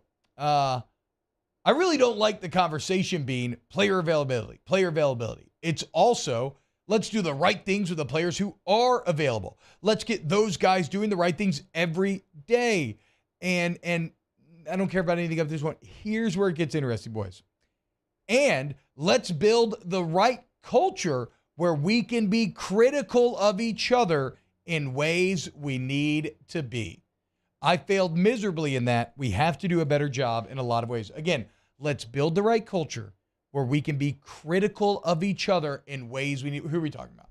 You know what I'm saying? Who are we talking about? That is obvious. Okay. That is David Griffin and this staff telling you that they built a coddling culture, that they built a culture where people were not pushed maybe in the way that they should have been. They were not told the hard truths that would work out for them in the long term, even if in the short term it made them angry because it made them defensive. Like, I mean, that I'm not off base here. That feels, now I think it's probably talking even like BI as well, right? And that extended absence that he had. But that feels like you were talking directly because this also it is in line with other things that David Griffin said throughout the offseason about how, Zion wasn't cleared because he wasn't conditioned, and then that was on him, and that he would even tell you that he could have done things way better. But it sounds like they had a coddling atmosphere, and now they're actually trying to get back to maybe a little more Van Gundy, which again was the year that Zion played the most in his NBA career, for whatever that's worth. Like it's like anything else in life. You need a mixture of the two. Maybe full old school Stan wasn't the answer, but maybe you needed a little bit more of that kind of harsh. That harsh enforcement, or they just had honesty, right? Just that constructive honesty. Yeah, and that's why I think shaking up the coaching staff is important this season. You need to get somebody who kind of fits that role. But that's a really good observation by you, and I think there's a larger conversation to be had about stars in small markets, right? Like the Pelicans, the Memphis Grizzlies, maybe coddling your players to an extent because you are in a small market and you don't want the narrative to become a negative one and ultimately lose him. So I think that's a good observation, and you're seeing that not just with the Pelicans, but across the league at times. Well, I mean, Pelicans fans have PTSD, though. If they're exactly, which fits the narrative. If they're insecure, it's an earned insecurity because they've experienced it firsthand. They've had the stars that have broken up with you because you weren't good enough and were never quite happy with you. So, we've been perfectly conditioned to feel like we have to go out of the amount of anxiety, and I don't mean like real anxiety. I just mean like the amount of time and brain power that I wasted wondering whether or not Anthony Davis was happy. How do we keep Anthony Davis happy? Is he upset? Why aren't there more people in the stands? If more people don't just show up to the games, it was just exhausting. And in the end, it was fruitless. It meant nothing. Okay? So, yeah, maybe the lesson here is, get off your knees and start treating him a little more honestly, right? And be like, hey, you need to do better, okay? You need to work out more. You need to eat better. We pay you a lot of money. If you want to be the guy that we know you're capable of being and that you want to be, then the ball is in your court, literally. Yeah, that's what gives me hope about the Pelicans, honestly, right now. Like, it's not the Pelicans of the past. The organization from top to bottom has been pretty competent the last 4 years. Yeah. Finally hired a decent coach in Willie Green, Trajan Langdon, Swin Cash. They're trying to make upgrades to the facilities, now talking about potentially renovating the arena. Like, it's not the Pelicans being incompetent. It's just your best players getting injured. And even through the disaster that was last season, you know, Zion missing half the year, VI missing however many games he missed, you're still a fringe playoff team with a winning record. Finish with a winning record for the first time since like 7 years. Yes, so it's not just the Pelicans being awful and trying to beg their superstar to stay. It's just they need to get the superstar on the court if you want to make that jump. So that's a little NBA talk. NBA Finals going on right now. A little Denver versus Miami, and fight for title is on. And if you want to join the action, download the DraftKings Sportsbook app, okay? Official sports betting partner of the NBA. Right now, if you're a new customer, you download the app, you use the promo code Baton Rouge, you place a $5 bet. That's it. $5 bet during the finals, boys, girls. You get $200 in bonus bets instantly. $200 bet. Now, what if you're like, Steve, I'm already a DraftKings customer. Okay, well, I got a great promo for you. All right, we got the stepped-up same-game parlay. How this works, you do your same-game parlay. And for every additional leg that you put in, you will be boosted an additional 10%, right? So if you do 10 legs, then you get a 100% boost. So if your normal payout was going to be $100, well, then all of a sudden you get 200. So just go for it, man. Do a small bet you're comfortable with losing, and just go for that big payday. See if you can hit it by boosting your winnings up to 100% with the stepped-up same-game parlay. So download DraftKings Sportsbook app, promo code Baton Rouge, $5 bets, $200 in bonus bets instantly with your friends over there at DraftKings. Remember, obviously 21 or older, physically present in Louisiana, select parishes only. Bonus bets expire 7 days after issuance.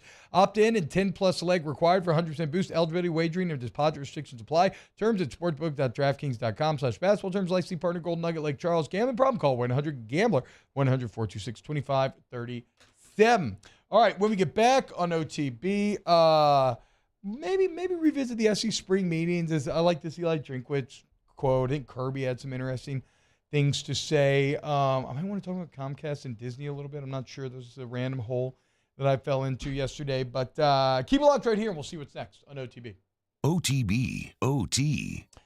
Go to centralplumbing.org, my friends. 925-8552 is the number. Centralplumbing.org is the website, and you don't need to think twice, because when you overthink it, do not overthink it. Okay? I don't care what issue you have. Central Plumbing's been at it for 50 years. They've seen it all. They can fix it all. They're licensed, bond, and insured. They got flat rate pricing. They got great warranty coverage, so you have peace of mind every single step along the way. However, it's not just when something goes wrong. Though they also have 24/7 emergency service, so weekend, weekday, holiday, doesn't matter. It's not just when things go wrong, though. What if you just want to upgrade, man? You want a bathroom remodel? Jake has the tankless water heater, right? You got enough kids as he does. That's a pretty good idea. Never run out of hot water again. Okay? All of this is there for you at Central Plumbing. And again, the Payne family's been doing this for 5 decades, y'all. And you don't stand the test of time unless your customers trust you and are consistently satisfied. I'm in that number. Join me at centralplumbing.org. In times of need, get a full list of phone numbers, websites, and other important emergency information on the Demco Stormwatch page at 1045ESPN.com.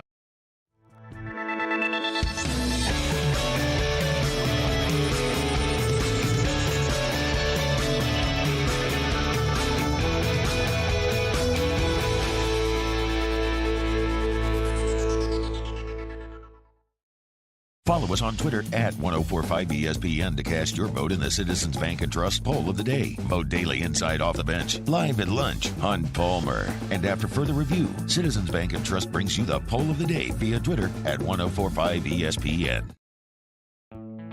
The importance of doing this fortified program and offering it to people down here is, number one, the only real chance you're going to get to do this is when you put on a new roof or build new. And through companies like HUDCO, who's kind of leading the way in this thing, it's going to offer the customers a huge advantage in the insurance market and the price of their insurance. You know, we're not looking to make a fortune off fortifying. We're trying to give you a better product than our competitor at the moment. I'm trying to do something that he can. I'm trying to give you something better. So a lot of these insurance jobs, you're getting a re-roof, you're only paying your deductible, Let's sit down and talk about the Fortified and let's see what it does to your insurance premium. You're getting a steal. Yeah. You're getting a brand new roof and a Fortified certificate for your deductible, essentially. I think we're rocking and rolling.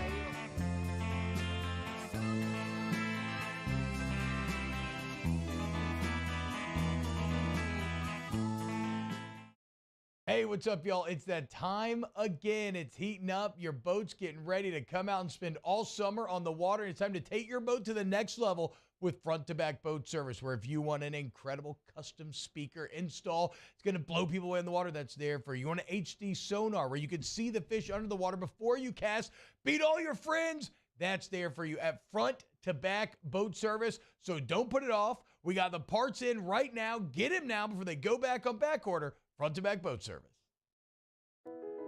I've been doing business with Luba for 25 years. They're dependable, trustworthy. It's just the attention to detail with our clients. Our folks have years and years of experience. They're highly trained professionals. But many companies have that asset.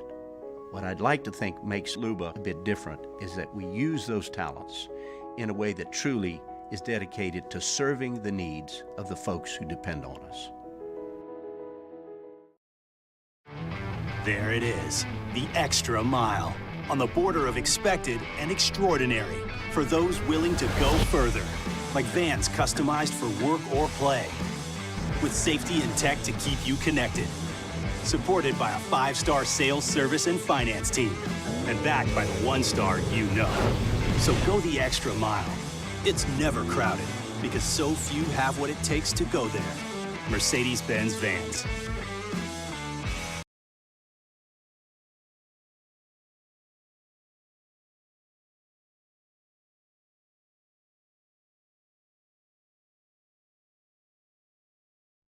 Charles Hannegriff and Jimmy Ott for a Wednesday edition of Live at Lunch. They'll be live from the original Walk-Ons on Burbank. So join us 11 to 1 p.m. 104.5 ESPN Baton Rouge.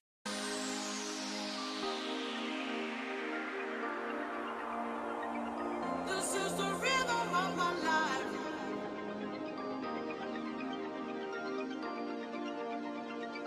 This is the rhythm of the night.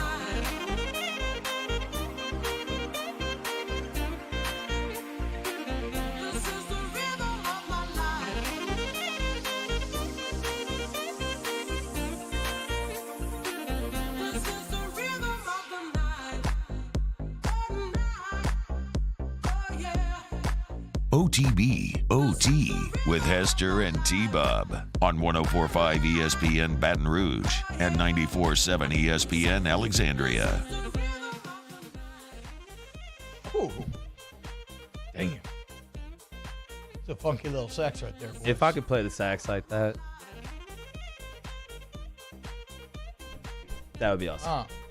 Yeah, I'm trying to think. I think we talked about the other day the instruments that you would most fantasize being able to play. It's still always piano. For sure. It's piano for me, number one. But then it would likely be either sax or, I don't know. I mean, a trumpet. I still don't think you can go wrong with being a badass trumpet. There's something sexier about a sax, no doubt about that. Saxophone is a seductive instrument. It is. It's probably the most seductive. 100%. Like what's the Careless Whisper? Yeah. No, I mean, it's actually a great question. What are the most seductive instruments? I would say sax and then piano probably right after. I mean, guitar's up there too, though, dude. Everybody loves a guitar player.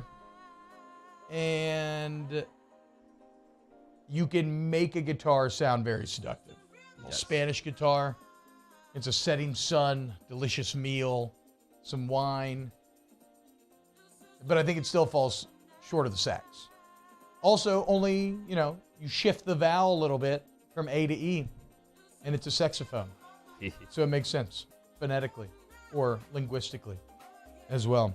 I apologize I haven't been able to look at chat all day. I don't have working internet, so I don't know what you're talking about. I hope everybody's having a good time. A lot of talk about Zion. They need to hold them more accountable. It's not the medical staff's fault, and your hands are small. Well, okay. That's what you're missing. Classic. Of course, though. So, but it is the medical staff's fault. Like, that's what David Griffin said. It's the culture that they established was one of coddling. So it is Zion's fault for not doing the right thing right? But what do they say? I know there's some old coaching or parenting sayings about this where basically like people will do what you allow them to.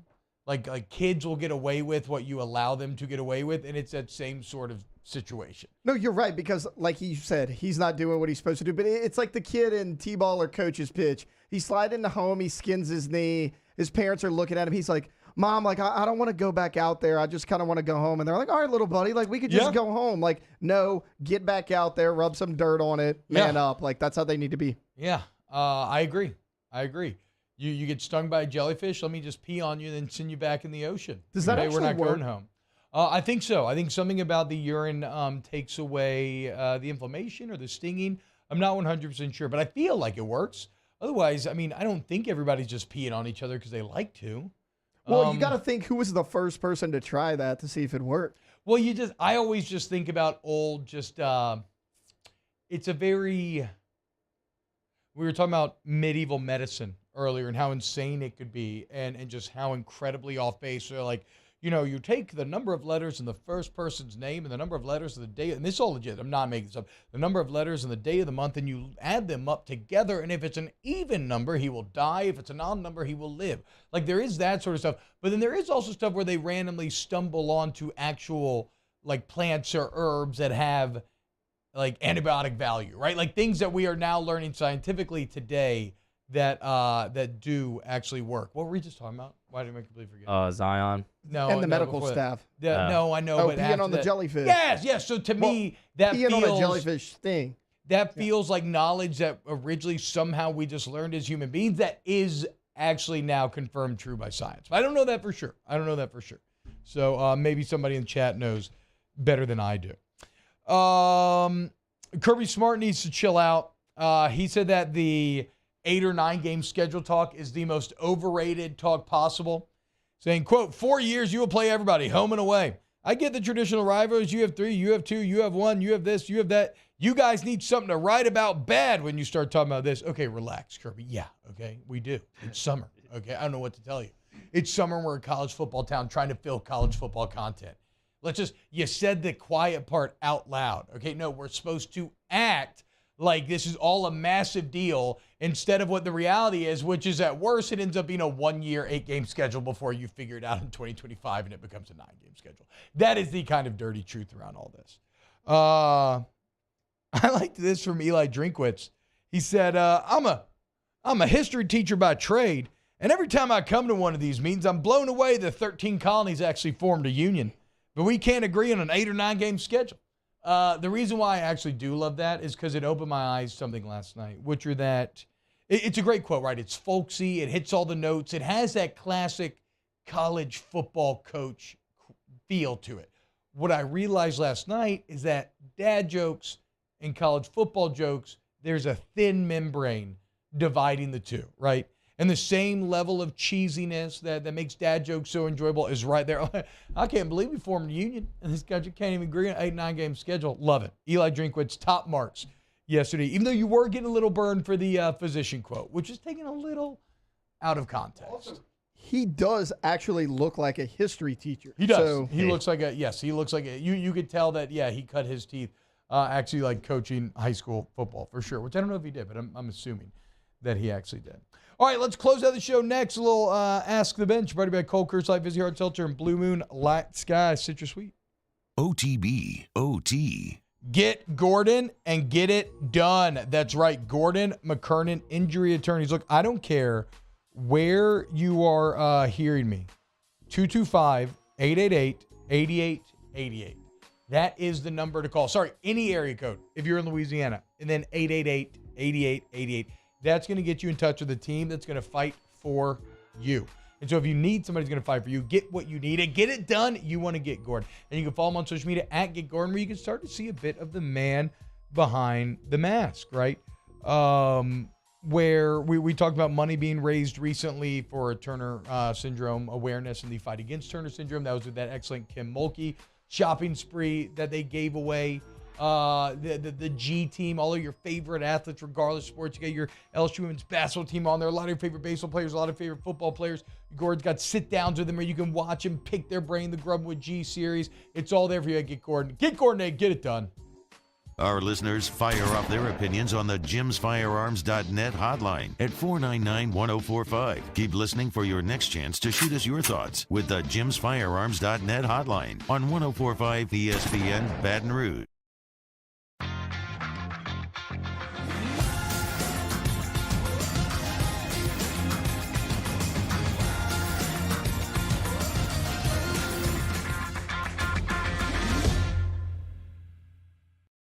Hello, Samantha, dear, I hope you're feeling fine. And it won't be long until I'm with you all the time. But until then, I spend my money up right down to my last dime. Come on, live Baton Rouge.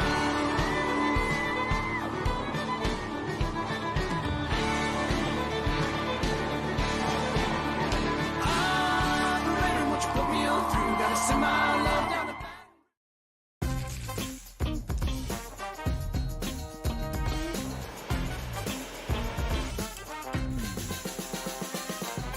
The best kept secret in town is out. Discover Tallulah at the Renaissance Hotel on Bluebonnet. When is a taco more than just a taco? When it's Government Taco. Voted best tacos 3 years in a row by 225 Magazine, Government Taco puts the most delicious spin on tacos the capital area has ever seen. With creative combinations like the Magna Carrot, the Filibuster, or the Steak of the Union. Plus perfect tortilla chips paired with the best salsa and queso you've ever had. And happy hour every day from 3 to 6 p.m. and all day on Thursday. Government Taco, 5621 Government Street. Hey there, little buddy. What's the matter? What's the matter? My windows, siding, and my door. That's what's the matter. Relief Windows can fix all that. I got you. Pop, pop. What's up? Oh my gosh, look! Curb appeal. That's a good-looking neighborhood. ReliefWindows.com. Gulf Coast Office Products is a nationally recognized Savin office equipment dealer based right here in Louisiana. Over 100 employees strong, Gulf Coast has the boots on the ground to support all vertical markets from education, engineering, legal, and finance. With the latest in office technology, from desktop to production segment units, Gulf Coast and Savin have the perfect fit for you. Call 225-756-2644. That's 756-2644 for Gulf Coast Office Products. Hey, what's up, y'all? It's that time again. It's heating up. Your boat's getting ready to come out and spend all summer on the water. It's time to take your boat to the next level with front-to-back boat service, where if you want an incredible custom speaker install, it's going to blow people away in the water, that's there for you. You want an HD sonar where you can see the fish under the water before you cast, beat all your friends, that's there for you at front-to-back boat service. So don't put it off. Hey, it's Hunt. Join me for a Wednesday edition of the Hunt Palmer Show. We'll look in depth at all three teams visiting the Baton Rouge Regional, and we'll chat with Chris Demouy. Hunt Palmer Show, 1 to 3 weekdays, 104.5 ESPN Baton Rouge. Yeah. Miami. South Beach, bringing the heat. Can y'all feel that? Jig it out. Here I am in the place where I come let go. In Miami, the base and the OTB OT with Hester and T-Bob on 104.5 ESPN Baton Rouge and 94.7 ESPN Alexandria. Let's give it up for Mario, boys. After this show, he is just a hangout sesh with Hanny and Ott away from being on South Beach. Mario, how we feeling today? I'm feeling amazing. Vacation's finally here. Much needed. Will be really fun during the NBA Finals with the Heat participating. I am very pumped for this vacation. So the Saints fired their head analytics guy. That just broke. And it's kind of funny because this comes a few weeks after Sean Payton was out there talking about how far ahead the Broncos analytics were of the New Orleans Saints, which maybe that's true, right? The timing of this, so it does, you know what? Like, I'll be honest, the timing to me does feel like Sean actually like talked to people behind the scenes and was like, "Hey, man, y'all aren't actually getting like what you need out of that," and so a move was made. Shout out to him if that was the case. I've been kind of critical of him recently, but if he did do that, shout out to him. I mean, yeah, but at the same time, what do the Broncos have to show for it? True. Okay, you have great analytics. What has it done for you? Your draft picks have been awful. You haven't made the playoffs in years. You gave up where were the analytics with Russell Wilson? Yeah, they're still busters, but hopefully it helps. What are we talking about? I'm just saying, I don't know that that might not be the situation. I don't know that I buy that they're correct, but by hook or by crook, the Saints have parted ways with their head analytical man. Go to Rejuve Medical. You want to feel younger, better, stronger, faster? Rejuve Medical, restore me, refuel me, rejuve me. Chances are, boys, someone who's lost a lot of weight recently, right? Chances are they've explored metabolization optimization, maybe. And there's something for you to explore there as well. So you can always go to Rejuve Medical, check it out, see if it's right for you. Maybe it is, maybe it isn't. Get your labs drawn, figure out exactly what's going on, and let's just do a little upkeep on our bodies as we age, man. Try to attain our best self, get that confidence, energy that you used to have growing up. Restore me, refuel me, RejuveMedical.com. Ask the Bench, brought to you by Cold Coors Light, Vizzy Hard Seltzer, and Blue Moon Lot Sky Citrus Sweet. Will there be a tier list of all the greatest summer time filler tier lists? Maybe in a few years. We will be kicking off OTB Summer next week. It is officially June. That means tier lists will return. Look forward to that. It is going to be a ton of fun. Ask the Bench, if LSU failed to make it past the regional, would their season be considered a bigger collapse than the Pelicans? Absolutely. It's not even close. You Pretty were talking similar. about no, but no, it would no. Not even making the playoffs, like not even making Omaha. Yeah, no. Losing regional weekend would be far worse.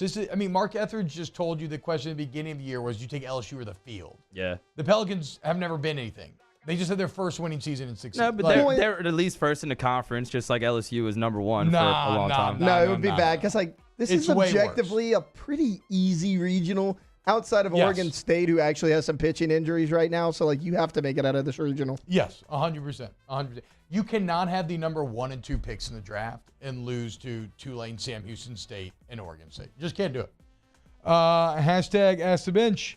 Can T-Bob play the guitar piano with such small hands? It actually, it does make it harder, to be honest. Hashtag Ask the Bench. Did you touch on the fact that Eli complained about players making more than his doctor brother-in-law? So the full context of the quote was that Eli Drinkwitz was talking about how, and Coach Prime has brought this up, that we're giving these young men a lot of money, and it's just, there's some downside to that. And then he stumbled into being like, these players are making more than my brother, and he's a physician. He could have been a bit more media savvy. Yeah. Right? He wasn't. He supports NIL. He was very clear about that. But he did not fully realize what that was going to sound like, and it sounds awful because it sounds like you're saying we can't pay these players. We got physicians out here making less when Eli Drinkwitz makes $6 million and has never gone above 500.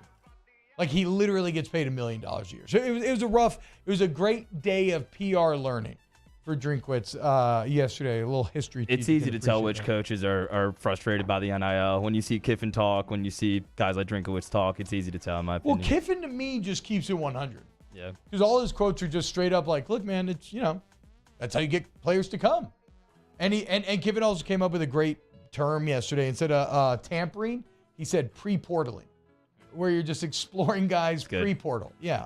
Said Judkins might be the most pre-portaled player in the entire country. Mario, have fun at South Beach. We'll see you tomorrow for more OTB. OTB, OT. Man, Taylor, we're dropping like flies around here, dude. It's going to be me and you holding it down. You know what? It's almost like everyone's getting sick. It's almost like everyone needs to go to Patient Plus urgent care so they don't drop like flies, so you can get back into work immediately. Or, maybe you take a couple days off of work, right? But you want to get ready for the week. There's nothing worse than getting sick right before the weekend, right? You're like, hold up now. This can't happen on a Wednesday. Get a doctor's note? No. Well, you want to still have fun that weekend? You go into Patient Plus, Life's Unexpected Moments. You get in, you get better. You sign up with the digital profile, which is a touch a button on your smartphone, and you're signed in. Walk-ins are always welcome. You go to patientplusuc.com, kind of explore what they can offer you, and never forget any occupational medicine needs. If you are a business owner, y'all, all your OcMed needs, there is no one better. No one. You will see this, and you will thank me when you work with Patient Plus. Go to Patient Plus Urgent Care, patientplusuc.com. Turn my music high, high, high, high. Yeah. You don't know what you're doing. Sure I do. I'm from the streets with a hood to swallow on me.